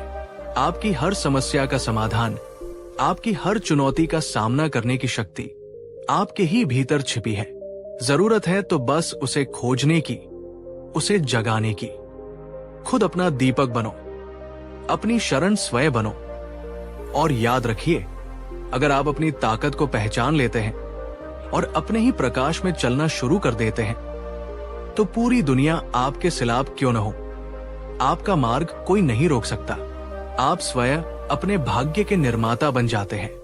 दोस्तों, अगर आपको बुद्ध की ये शक्तिशाली शिक्षा और ये कहानी अच्छी लगी हो, अगर इसने आपके भीतर एक नई चिंगारी जलाई हो, तो इसे अभी लाइक और अपने सभी प्रियजनों के साथ शेयर कर दीजिए, क्योंकि हो सकता है आपकी वजह से कोई व्यक्ति अपनी अदृश्य बैसाखियों को फेंककर अपने पैरों पर खड़ा होना सीख जाए। हम मिलेंगे अगली कहानी में एक और गहरे आत्मज्ञान के साथ। तब तक हमारे इस परिवार का हिस्सा बने रहने के लिए चैनल को सब्सक्राइब करना न भूलें। याद रखिए, आप ही अपने जीवन के दीपक हैं। इसे जलाइए और पूरी दुनिया को रोशन कर दीजिए। धन्यवाद। नमो बुद्धाय। कहानी 3। नमस्कार मेरे प्यारे आत्मिक मित्रों। आज हम उन 3 अदृश्य पर अत्यंत शक्तिशाली जंजीरों के बारे में बात करने जा रहे हैं, जो हम में से ज्यादातर लोगों को जीवन भर कैद रखती है। ये जंजीरें लोहे की नहीं, बल्कि हमारे ही मन के धागों से बनी है। इनके नाम है शर्म, डर और चिंता। जरा एक पल के लिए रुककर सोचिए, कितने ही अवसर हमने सिर्फ इसलिए गवा दिए क्योंकि हम शर्म के कारण आगे नहीं बढ़ पाए। कितने ही सपनों को हमने सिर्फ इसलिए अधूरा छोड़ दिया क्योंकि हम असफलता के डर से सहमे हुए थे। और कितनी ही खूबसूरत रातें हमने सिर्फ इसलिए बेचैनी में गुजार दी क्योंकि हमारा मन भविष्य की चिंताओं के जाल में उलझा हुआ था। शर्म हमें अपनी असलियत को छिपाने पर मजबूर करती है। डर हमें जोखिम उठाने और आगे बढ़ने से रोकता है, और चिंता हमारे आज के अनमोल क्षणों को कल की अनिश्चित आशंकाओं की भेंट चढ़ा देती है। ये तीनों मिलकर हमारे भीतर एक ऐसी अदृश्य जेल का निर्माण करते हैं, जहां हम अपनी ही क्षमताओं के, अपनी ही खुशियों के और अपनी ही स्वतंत्रता के कैदी बन जाते हैं। लेकिन सवाल यह है, क्या इस जेल से बाहर निकलने का कोई रास्ता है? क्या इन जंजीरों को तोड़ा जा सकता है? हाँ, बिल्कुल है। और यह रास्ता आज से 2500 साल पहले तथागत गौतम बुद्ध ने बड़ी ही स्पष्टता और करुणा के साथ दिखाया था। आज हम आपके लिए लेकर आए हैं गौतम बुद्ध की वे गहन शिक्षाएं, जो इन तीनों मानसिक क्लेशों की जड़ पर प्रहार करती है और हमें इनसे हमेशा के लिए मुक्त होने का व्यावहारिक मार्ग दिखाती है। तो इस वीडियो को अंत तक बहुत बहुत ध्यान से देखिएगा, क्योंकि ये सिर्फ एक प्रवचन नहीं, बल्कि एक उपचार की प्रक्रिया हो सकती है। वीडियो के अंत में मैं आपके साथ एक बहुत ही सरल पर अत्यंत शक्तिशाली अभ्यास साझा करूंगा, जिसे अगर आप अपनी दिनचर्या में शामिल कर लें, तो आप पाएंगे कि आपकी शर्म, आपका डर और आपकी चिंता धीरे धीरे बर्फ की तरह पिघलने लगी है। तो चलिए अपने मन की गहराइयों में उतरते हैं और उन जड़ों को खोजते हैं जहां से ये शर्म, डर और चिंता जन्म लेते हैं। इससे पहले कि हम इलाज की बात करें, एक कुशल वैद्य की तरह हमें रोग की जड़ को समझना होगा। आखिर ये शर्म, ये डर, ये चिंता आती कहां से है? क्या ये बाहरी परिस्थितियों से पैदा होती है या इसका स्रोत कहीं हमारे भीतर ही है? बुद्ध ने अपनी गहनतम देशनाओं में बार बार एक ही सत्य को दोहराया, मनो पुब्बंगमा धम्मा, मनो सेठा मनोम्या, अर्थात सभी धर्मों, अवस्थाओं का अगुवा मन है। मन ही श्रेष्ठ है, वे सभी मनोमय है, मन ही सब कुछ है। तुम जो सोचते हो वही बन जाते हो। जरा इस बात की गहराई को समझिए। जब आप किसी नए व्यक्ति से मिलते समय या मंच पर कुछ बोलते समय शर्म महसूस करते हैं, तो उस क्षण आपके मन में क्या चल रहा होता है? लोग मेरे बारे में क्या सोचेंगे? कहीं मैं कुछ गलत न बोल दूं? कहीं मेरी हंसी न उड़े? मैं दूसरों जितना अच्छा नहीं हूं? ये सब क्या है? ये सब मन की कल्पनाएं हैं, भविष्य की आशंकाएं हैं। हकीकत में अभी तक ऐसा कुछ भी नहीं हुआ है, लेकिन हम अपने ही दिमाग में पहले से ही अपनी असफलता और अपमान का एक पूरा चित्र बना लेते हैं और फिर उस काल्पनिक चित्र से डरने लगते हैं। अब डर को लेते हैं। जब आप किसी नए काम को शुरू करने से डरते हैं, तो क्या होता है? अगर मैं असफल हो गया तो? अगर मेरा पैसा डूब गया तो? अगर लोगों ने मुझे अस्वीकार कर दिया तो? यहां भी आप एक ऐसी भविष्य की संभावना से डर रहे हैं जो अभी तक घटी ही नहीं है। आप एक काल्पनिक सांप से डर रहे हैं जो शायद सिर्फ एक रस्सी है।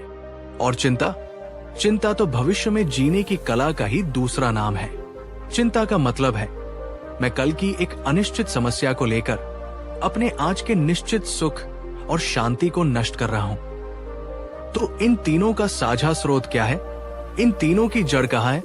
इनकी जड़ है अज्ञान में। इस अज्ञान में कि हम अपने ही मन द्वारा रचे गए मायाजाल को, अपनी ही कल्पनाओं को, अपनी ही कहानियों को सच्चाई मान लेते हैं। बुद्ध ने कहा, जो बीत गया वो एक सपने जैसा है, जो आने वाला है वो सिर्फ एक कल्पना है, और जो वर्तमान है वही एकमात्र सच्चाई है। लेकिन हम इस सरल से सत्य को भूल जाते हैं। हम अपना पूरा जीवन या तो अतीत के पछतावों में या भविष्य की चिंताओं में गुजार देते हैं, और वर्तमान का जो अनमोल क्षण हमारे हाथ में है उसे हम जीते ही नहीं। क्या आपके साथ कभी ऐसा हुआ है कि आपने किसी काम को करने से महीनों या सालों तक सिर्फ इसलिए टाला हो क्योंकि आपको डर था कि लोग क्या कहेंगे, और जब आपने आखिरकार वो काम कर ही लिया तो आपको एहसास हुआ कि कोई आपके बारे में इतना सोच ही नहीं रहा था और आपका सारा डर व्यर्थ था? अगर हाँ, तो कमेंट में पूरी ईमानदारी से लिखिए, हाँ, मेरा डर व्यर्थ था। इस सत्य को और भी स्पष्ट करने के लिए चलिए बुद्ध के जीवन की एक बहुत ही शिक्षाप्रद घटना को सुनते हैं। एक बार एक युवक बुद्ध के पास आया। वो अत्यंत प्रतिभाशाली और नेक दिल था, पर उसका जीवन इन 3 शत्रुओं शर्म, डर और चिंता से पूरी तरह ग्रस्त था। उसने बुद्ध से कहा, भगवान, मेरा जीवन एक नर्क बन गया है। मुझे हर समय हर जगह शर्म महसूस होती है। मैं लोगों के सामने खुलकर बोल नहीं पाता। मुझे हमेशा लगता है कि मैं दूसरों से कम हूं। मुझ में कोई न कोई कमी है। मुझे डर लगता है कि लोग मेरा मजाक बनाएंगे, मुझे अस्वीकार कर देंगे, और इसी चिंता में मैं रात रात भर सो नहीं पाता। कृपा करके मेरा मार्गदर्शन करें। बुद्ध ने उस युवक की आंखों में झांका, जहां एक गहरी पीड़ा और छटपटाहट थी। उन्होंने उससे एक बहुत ही अप्रत्याशित प्रश्न पूछा। उन्होंने मुस्कुराकर कहा, वत्स, क्या तुम जब घने सुनसान जंगल में बिल्कुल अकेले चलते हो तब भी डरते हो? युवक ने कुछ देर सोचा और कहा, हाँ भगवान, मुझे जंगली जानवरों का या किसी अनहोनी का डर लगता है। बुद्ध ने फिर पूछा, ठीक है, पर क्या तुम्हें तब भी शर्म आती है जब उस जंगल में तुम्हें देखने वाला कोई नहीं होता? युवक ने तुरंत कहा, नहीं भगवान, जब कोई देख ही नहीं रहा तो शर्म कैसी? बुद्ध ने एक और गहरा सवाल पूछा, और जब तुम उस जंगल में अकेले होते हो तो क्या तुम इस बात की चिंता करते हो कि कल क्या होगा? या तुम उस क्षण सिर्फ अपने रास्ते और अपनी सुरक्षा पर ध्यान केंद्रित करते हो? युवक ने स्वीकार किया, भगवान, उस समय तो मेरा पूरा ध्यान वर्तमान पर ही रहता है। युवक अब चुप हो गया। उसे धीरे धीरे कुछ समझ आने लगा था। बुद्ध ने अपनी बात को स्पष्ट करते हुए कहा, तो फिर वत्स, तुम्हारा डर, तुम्हारी शर्म और तुम्हारी चिंता बाहरी परिस्थितियों या लोगों से उतनी नहीं है जितनी तुम्हारे अपने मन से है। तुम्हारी शर्म तब पैदा होती है जब तुम्हारा मन दूसरों की काल्पनिक नजरों को अपने ऊपर महसूस करता है। तुम्हारी चिंता तब पैदा होती है जब तुम्हारा मन भविष्य की काल्पनिक घटनाओं में भटकता है। और तुम्हारा डर तब कई गुना बढ़ जाता है जब तुम्हारा मन अज्ञात से काल्पनिक खतरे पैदा करता है। असली समस्या बाहर नहीं है वत्स, असली समस्या तुम्हारे भीतर है। तुम बाहरी दुनिया को बदलने की कोशिश कर रहे हो, जबकि तुम्हें अपने मन को प्रशिक्षित करने की आवश्यकता है। दोस्तों, सोचिए, हमें से कितने लोग ठीक यही गलती नहीं करते? हम सोचते हैं, अगर मेरे पास और पैसे होते तो मुझे चिंता नहीं होती। अगर मैं और सुंदर होता तो मुझे शर्म नहीं आती। अगर लोग अच्छे होते तो मुझे डर नहीं लगता। हम हमेशा अपनी समस्याओं का कारण बाहर खोजते हैं, पर बुद्ध हमें आईना दिखा रहे हैं कि असली युद्ध क्षेत्र तो हमारे अपने मन के भीतर है। बुद्ध एक मनोवैज्ञानिक की तरह इन तीनों मानसिक अवस्थाओं की जड़ तक गए।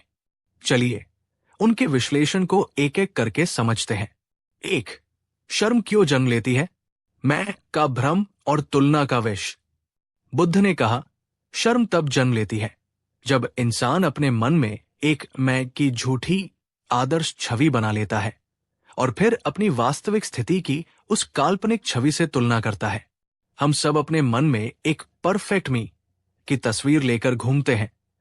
मुझे हमेशा आत्मविश्वासी दिखना चाहिए।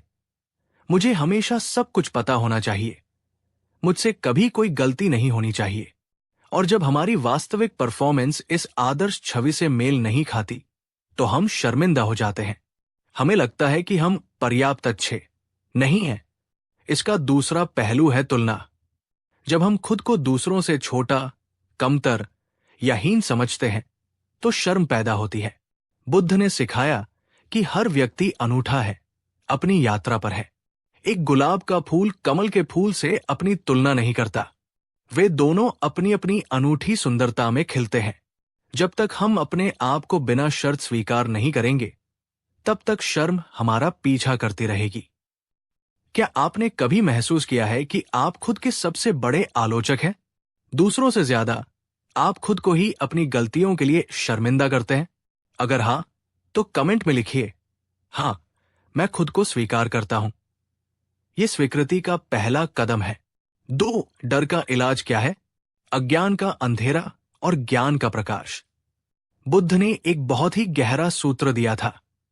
डर उसी चीज से लगता है जिसे हम जानते नहीं हैं। ज्ञान का प्रकाश होते ही डर का अंधेरा अपने आप गायब हो जाता है। इसका सबसे प्रसिद्ध उदाहरण है अंधेरे में पड़ी रस्सी का, जिसे हम भ्रमवश सांप समझ लेते हैं। जब तक हमें लगता है कि वो सांप है, हमारा दिल तेजी से धड़कता है, हमें पसीना आता है, हम कांपने लगते हैं। हमारा शरीर और मन पूरी तरह से उस डर की सच्चाई में जी रहा होता है। लेकिन जैसे ही कोई टॉर्च चलाकर हमें दिखाता है कि अरे, ये तो सिर्फ एक रस्सी है, तो क्या होता है? हमारा डर एक पल में, बिना किसी प्रयास के, गायब हो जाता है। सोचिए दोस्तों, आपकी जिंदगी में वे कौन सी रस्सियां हैं जिन्हें आप सांप समझकर बैठे हैं? पब्लिक स्पीकिंग एक सांप है, असफलता एक सांप है, अस्वीकृति एक सांप है। बुद्ध कहते हैं, डर से लड़ो मत, डर का विश्लेषण करो, उसके भीतर ज्ञान का प्रकाश डालो। पूछो, जिस चीज से मैं डर रहा हूं, उसकी सबसे बुरी संभावना क्या है? क्या मैं उसे सह सकता हूं? आप पाएंगे कि 99% मामलों में आपका डर आपकी कल्पना से कहीं ज्यादा बड़ा होता है।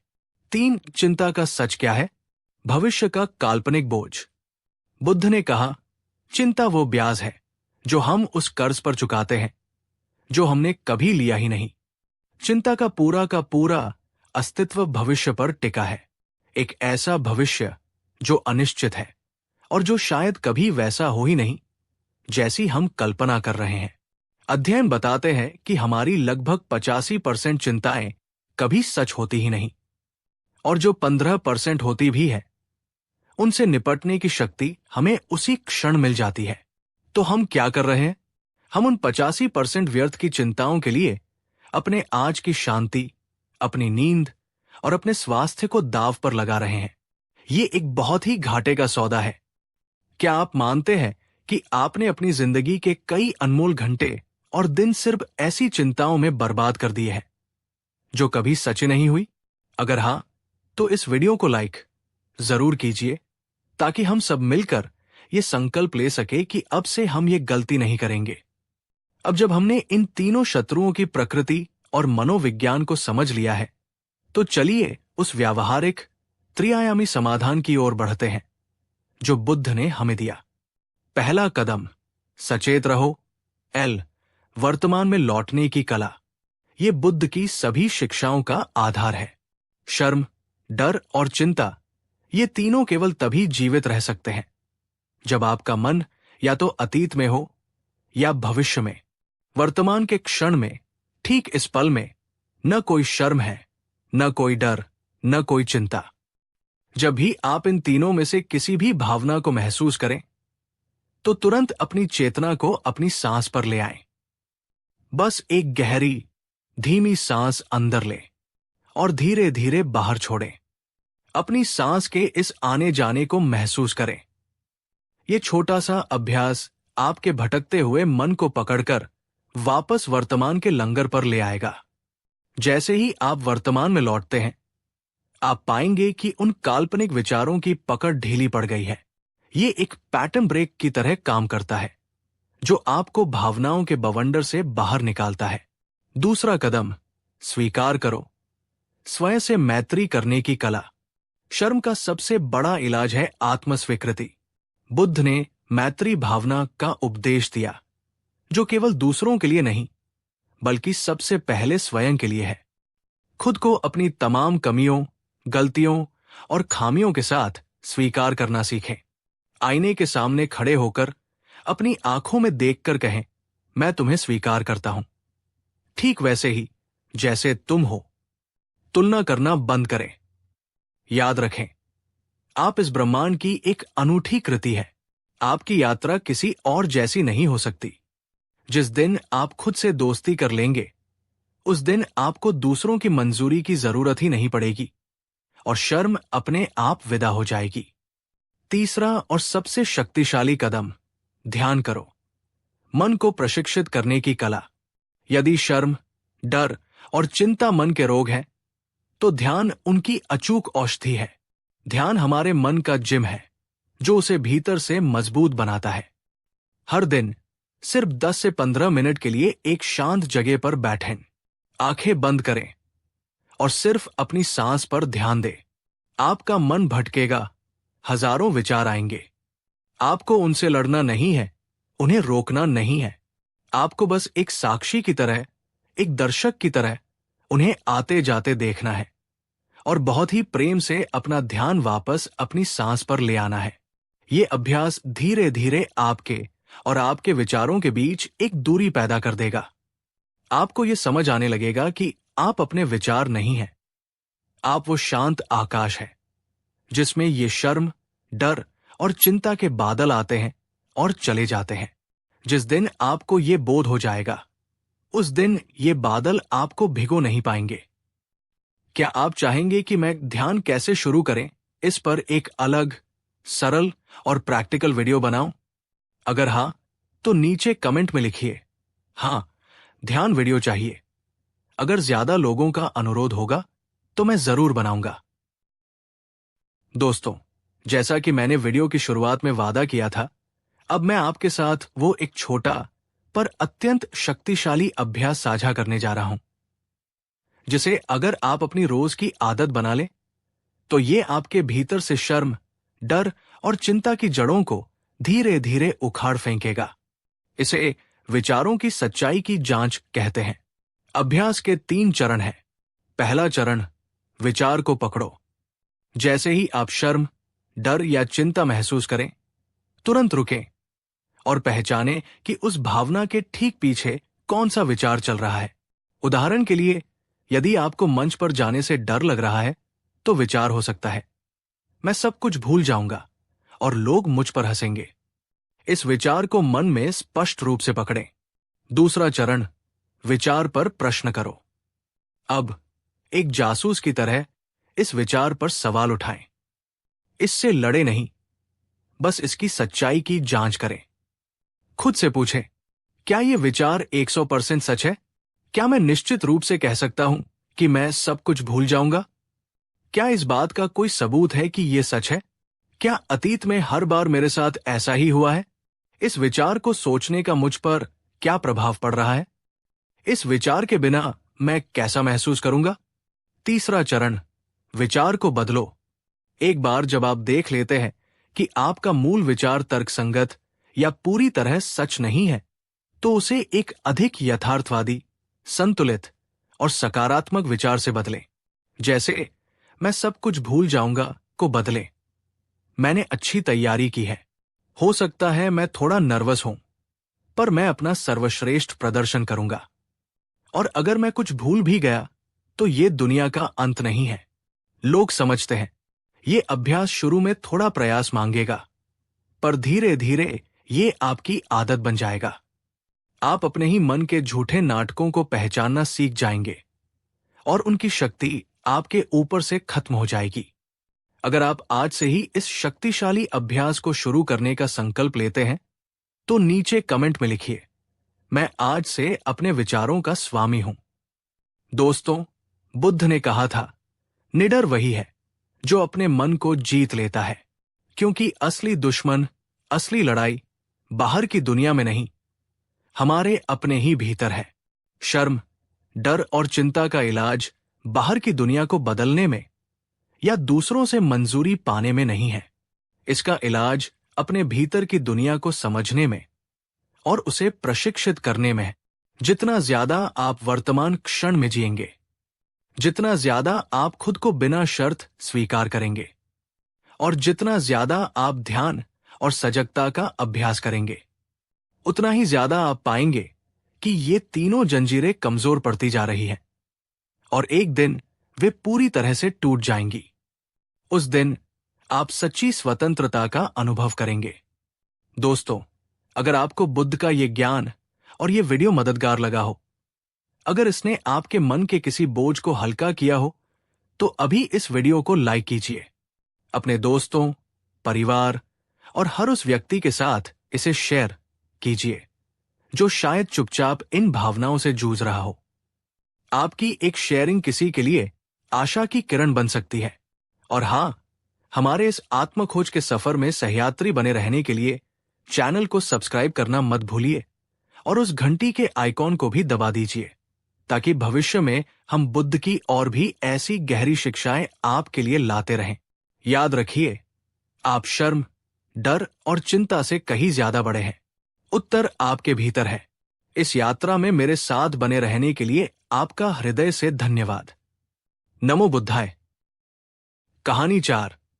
कल्पना कीजिए एक ऐसी आवाज की जिसे सुनने के लिए हजारों लोग मीलों पैदल चलकर आते थे।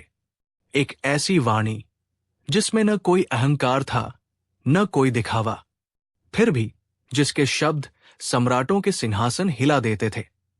एक ऐसा वक्ता जो जब चुप होता था तो उसकी चुप्पी भी हजारों उपदेशों से ज्यादा गहरी होती थी। हम बात कर रहे हैं गौतम बुद्ध की। आज हम ये नहीं जानेंगे कि उन्होंने क्या कहा, बल्कि ये जानेंगे कि उन्होंने कैसे कहा। उनकी बोलने की कला में ऐसा क्या रहस्य था कि उनकी बातें 2500 साल बाद भी हमारे दिलों को छू लेती हैं। आज की इस यात्रा में हम बुद्ध की वाणी के उन 7 गुप्त सूत्रों को उजागर करेंगे जिन्हें अपनाकर कोई भी व्यक्ति न केवल एक बेहतर वक्ता बन सकता है, बल्कि अपने रिश्तों, अपने काम और अपने जीवन में एक सकारात्मक क्रांति ला सकता है।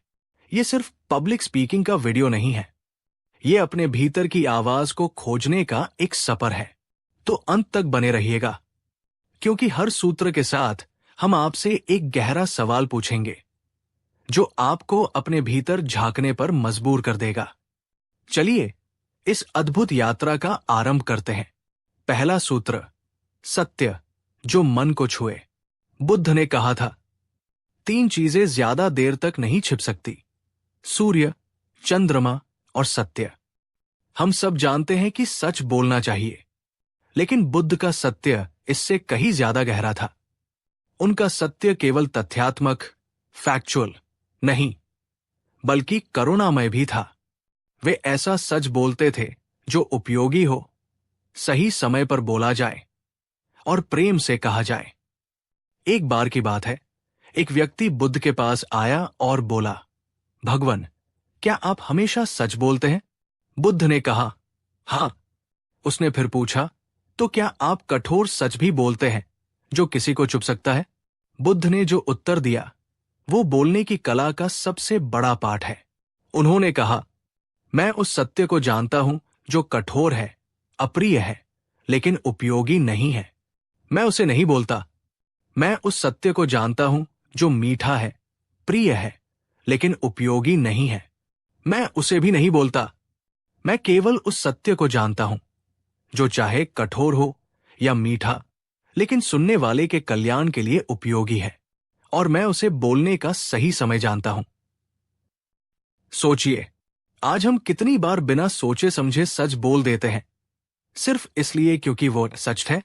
हम ये नहीं सोचते कि क्या ये सही समय है, क्या सामने वाला इसे सुनने के लिए तैयार है, क्या मेरे बोलने का इरादा उसकी मदद करना है या उसे नीचा दिखाना। बुद्ध की कला ये थी कि वे क्या बोलना है से ज्यादा क्यों बोलना है और कैसे बोलना है पर ध्यान देते थे। उनका उद्देश्य कभी किसी को गलत साबित करना नहीं, बल्कि उसका मार्गदर्शन करना होता था। यही कारण था कि उनके कठोर शब्द भी औषधि की तरह काम करते थे, जहर की तरह नहीं। आज कॉर्पोरेट मीटिंग्स में, परिवार की बहसों में या दोस्तों के बीच हम अक्सर ब्रूटल ऑनेस्टी के नाम पर दूसरों को चोट पहुंचाते हैं। हम कहते हैं, मैं तो बस सच बोल रहा था। लेकिन बुद्ध हमें सिखाते हैं कि बिना करुणा के सत्य केवल एक हथियार है। अगली बार जब आप किसी को फीडबैक दें या कोई सच बोले, तो खुद से 3 सवाल पूछें। क्या ये सच है? क्या ये जरूरी है? क्या इसे प्रेम और करुणा के साथ कहा जा सकता है? क्या आपने कभी कोई ऐसा सच बोला है जिसे बोलने के बाद आपको पछतावा हुआ कि काश इसे किसी और तरीके से कहा होता? अपने अनुभव के बारे में सोचें। कमेंट में लिखिए, मैं सत्य को करुणा के साथ बोलने का अभ्यास करूंगा। अगर आपको लगता है कि यह दुनिया में सबसे जरूरी सबक है, तो इस वीडियो को लाइक करके हमारा उत्साह बढ़ाएं। दूसरा सूत्र, सुनने की अद्भुत कला। ये सुनने में शायद अजीब लगे, लेकिन बुद्ध की बोलने की कला का सबसे बड़ा रहस्य उनका बोलना नहीं, बल्कि उनका सुनना था। वे दुनिया के सबसे महान श्रोता थे। जब कोई व्यक्ति उनके पास अपनी समस्या लेकर आता, तो बुद्ध घंटों तक मौन रहकर पूरी एकाग्रता और करुणा के साथ उसकी बात सुनते थे।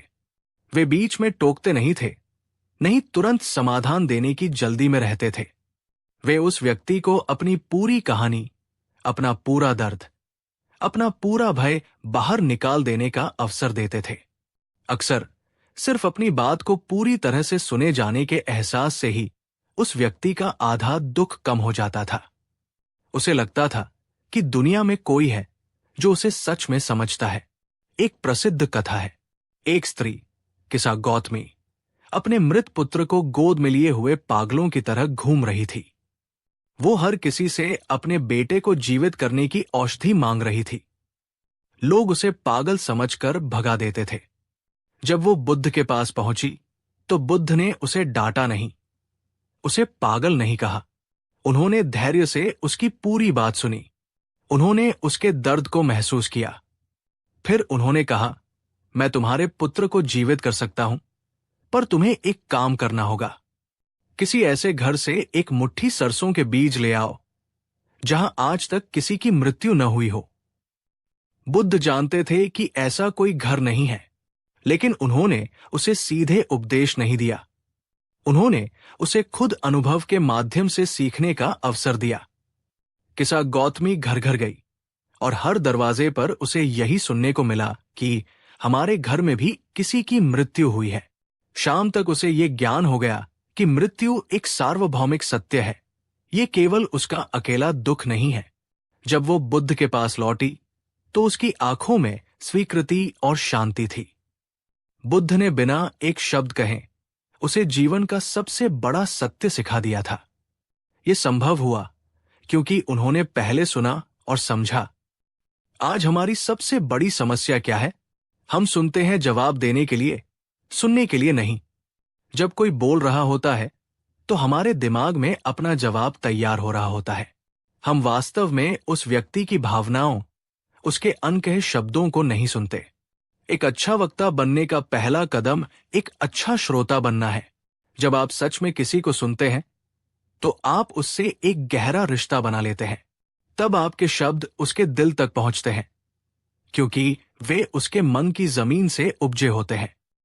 पिछली बार कब आपने किसी की बात बिना टोके, बिना कोई सलाह दिए, बस पूरी तरह से सुनी थी? क्या आप एक अच्छे श्रोता हैं?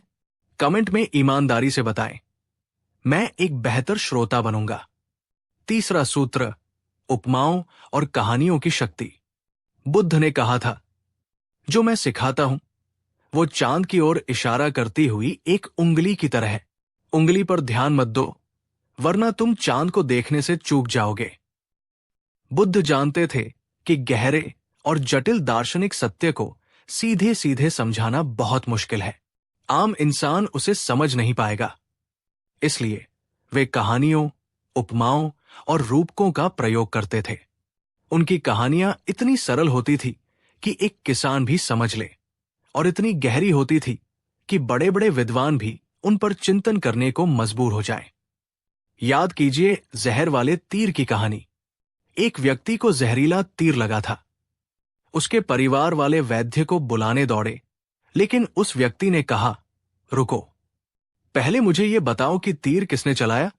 वो किस जाति का था? उसका नाम क्या था? तीर किस लकड़ी का बना था? जहर कौन सा था? जब तक इन सवालों के जवाब मिलते, उस व्यक्ति की मृत्यु हो जाती। बुद्ध ने इस कहानी के माध्यम से समझाया कि जीवन में असली सवाल ये नहीं है कि दुनिया किसने बनाई, ईश्वर है या नहीं, मरने के बाद क्या होता है। ये सब व्यर्थ के सवाल है। असली सवाल ये है, मैं दुखी हूं। इस दुख का कारण क्या है और इससे कैसे मुक्त हुआ जा सकता है? एक छोटी सी कहानी ने दर्शन शास्त्र की बड़ी बड़ी किताबों से ज्यादा गहरी बात कह दी। आज के दौर में चाहे आप एक टीचर हो, एक मैनेजर हो, एक यूट्यूबर हो या एक माता पिता, अगर आप अपनी बात को यादगार बनाना चाहते हैं, तो डेटा, फैक्ट्स और आंकड़ों के साथ साथ कहानियों का प्रयोग करें।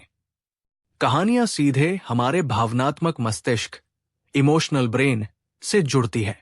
लोग आपके दिए गए आंकड़े भूल सकते हैं, लेकिन वे ये कभी नहीं भूलेंगे कि आपकी कहानी ने उन्हें कैसा महसूस कराया। एक अच्छी कहानी जटिल विचारों को सरल बना देती है, बोरिंग विषय को रोचक बना देती है और सुनने वाले को आपके संदेश का हिस्सा बना लेती है। क्या आपको कोई ऐसी कहानी या उदाहरण याद है जिसने आपकी जिंदगी को देखने का नजरिया बदल दिया हो? अगर हां, तो कमेंट में उस कहानी का जिक्र करें और लिखें, कहानी में शक्ति है।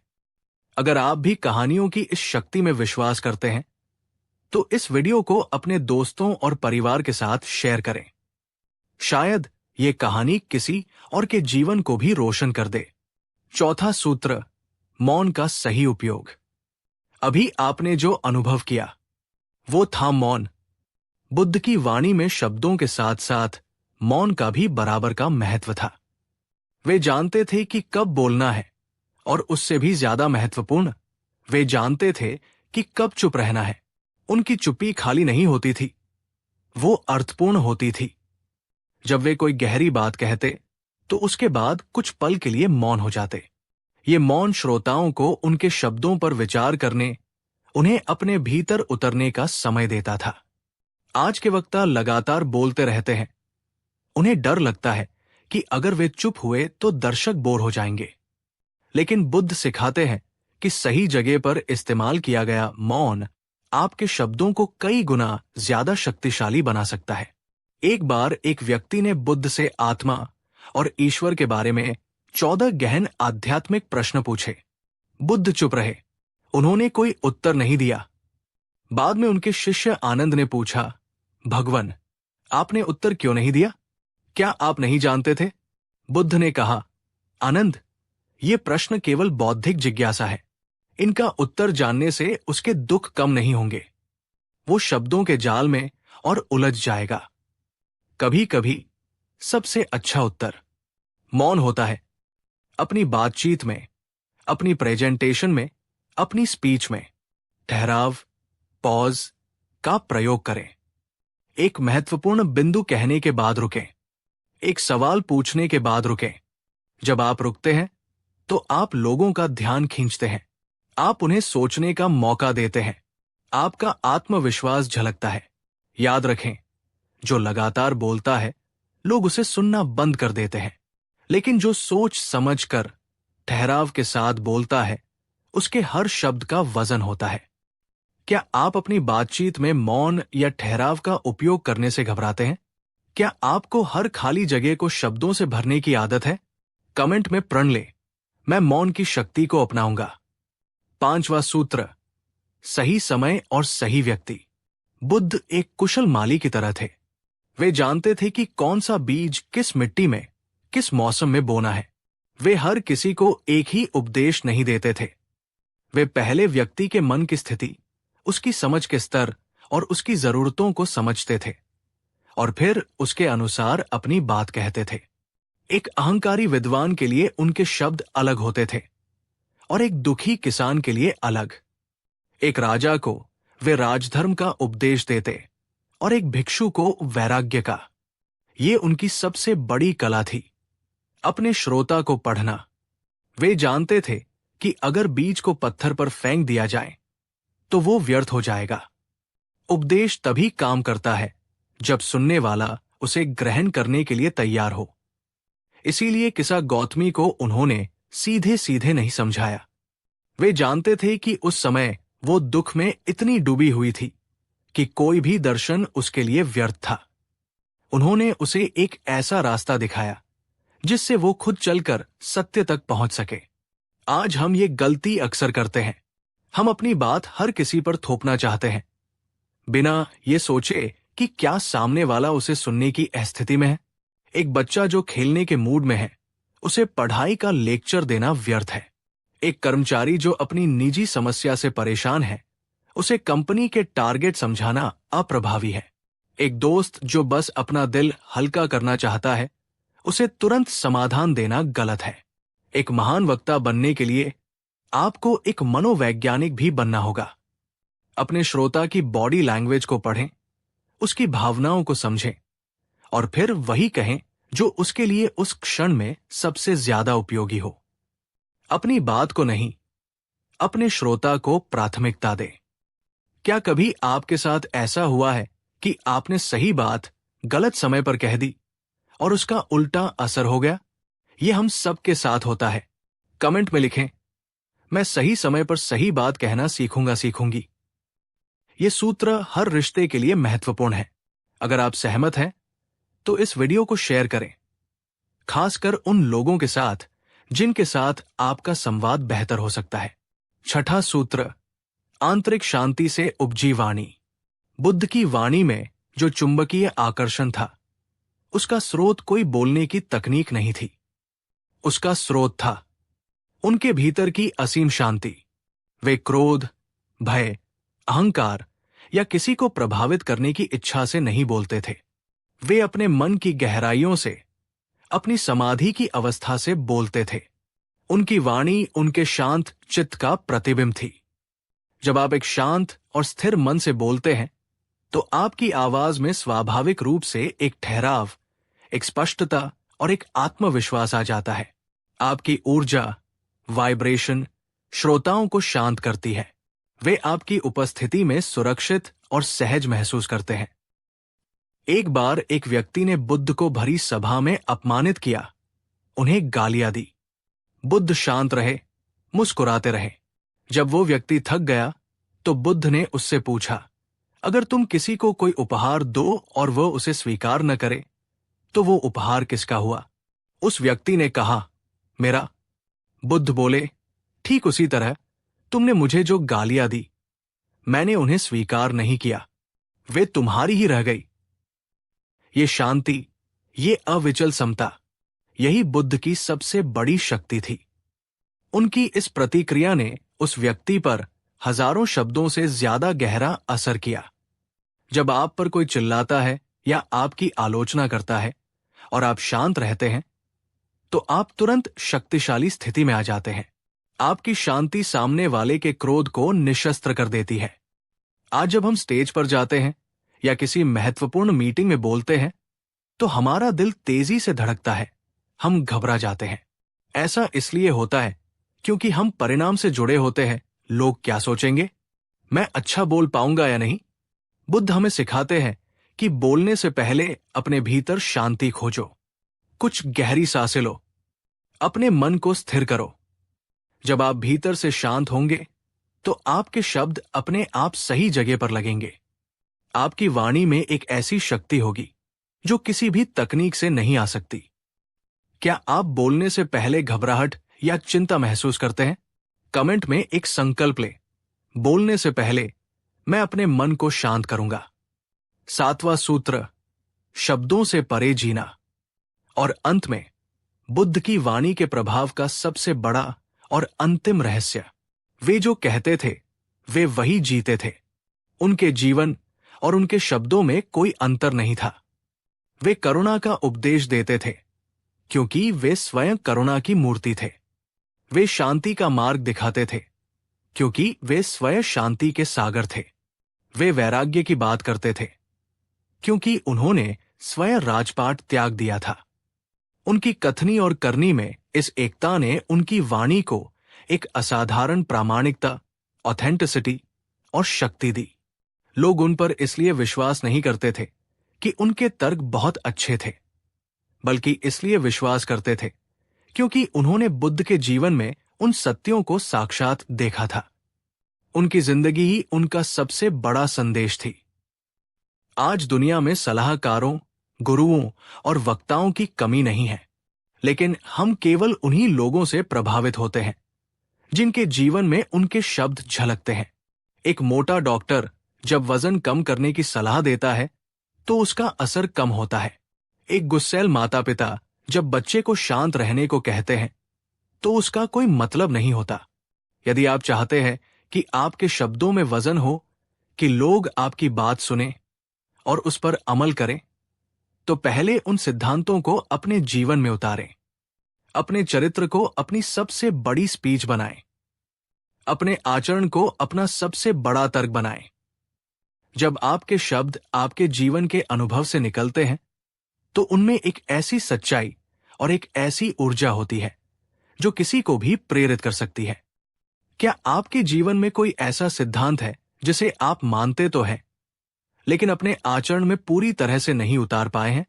ये आत्मचिंतन का समय है। कमेंट में लिखें, मेरे शब्द मेरे जीवन का प्रतिबिंब बनेंगे। तो ये थे गौतम बुद्ध की बोलने की कला के 7 सूत्र।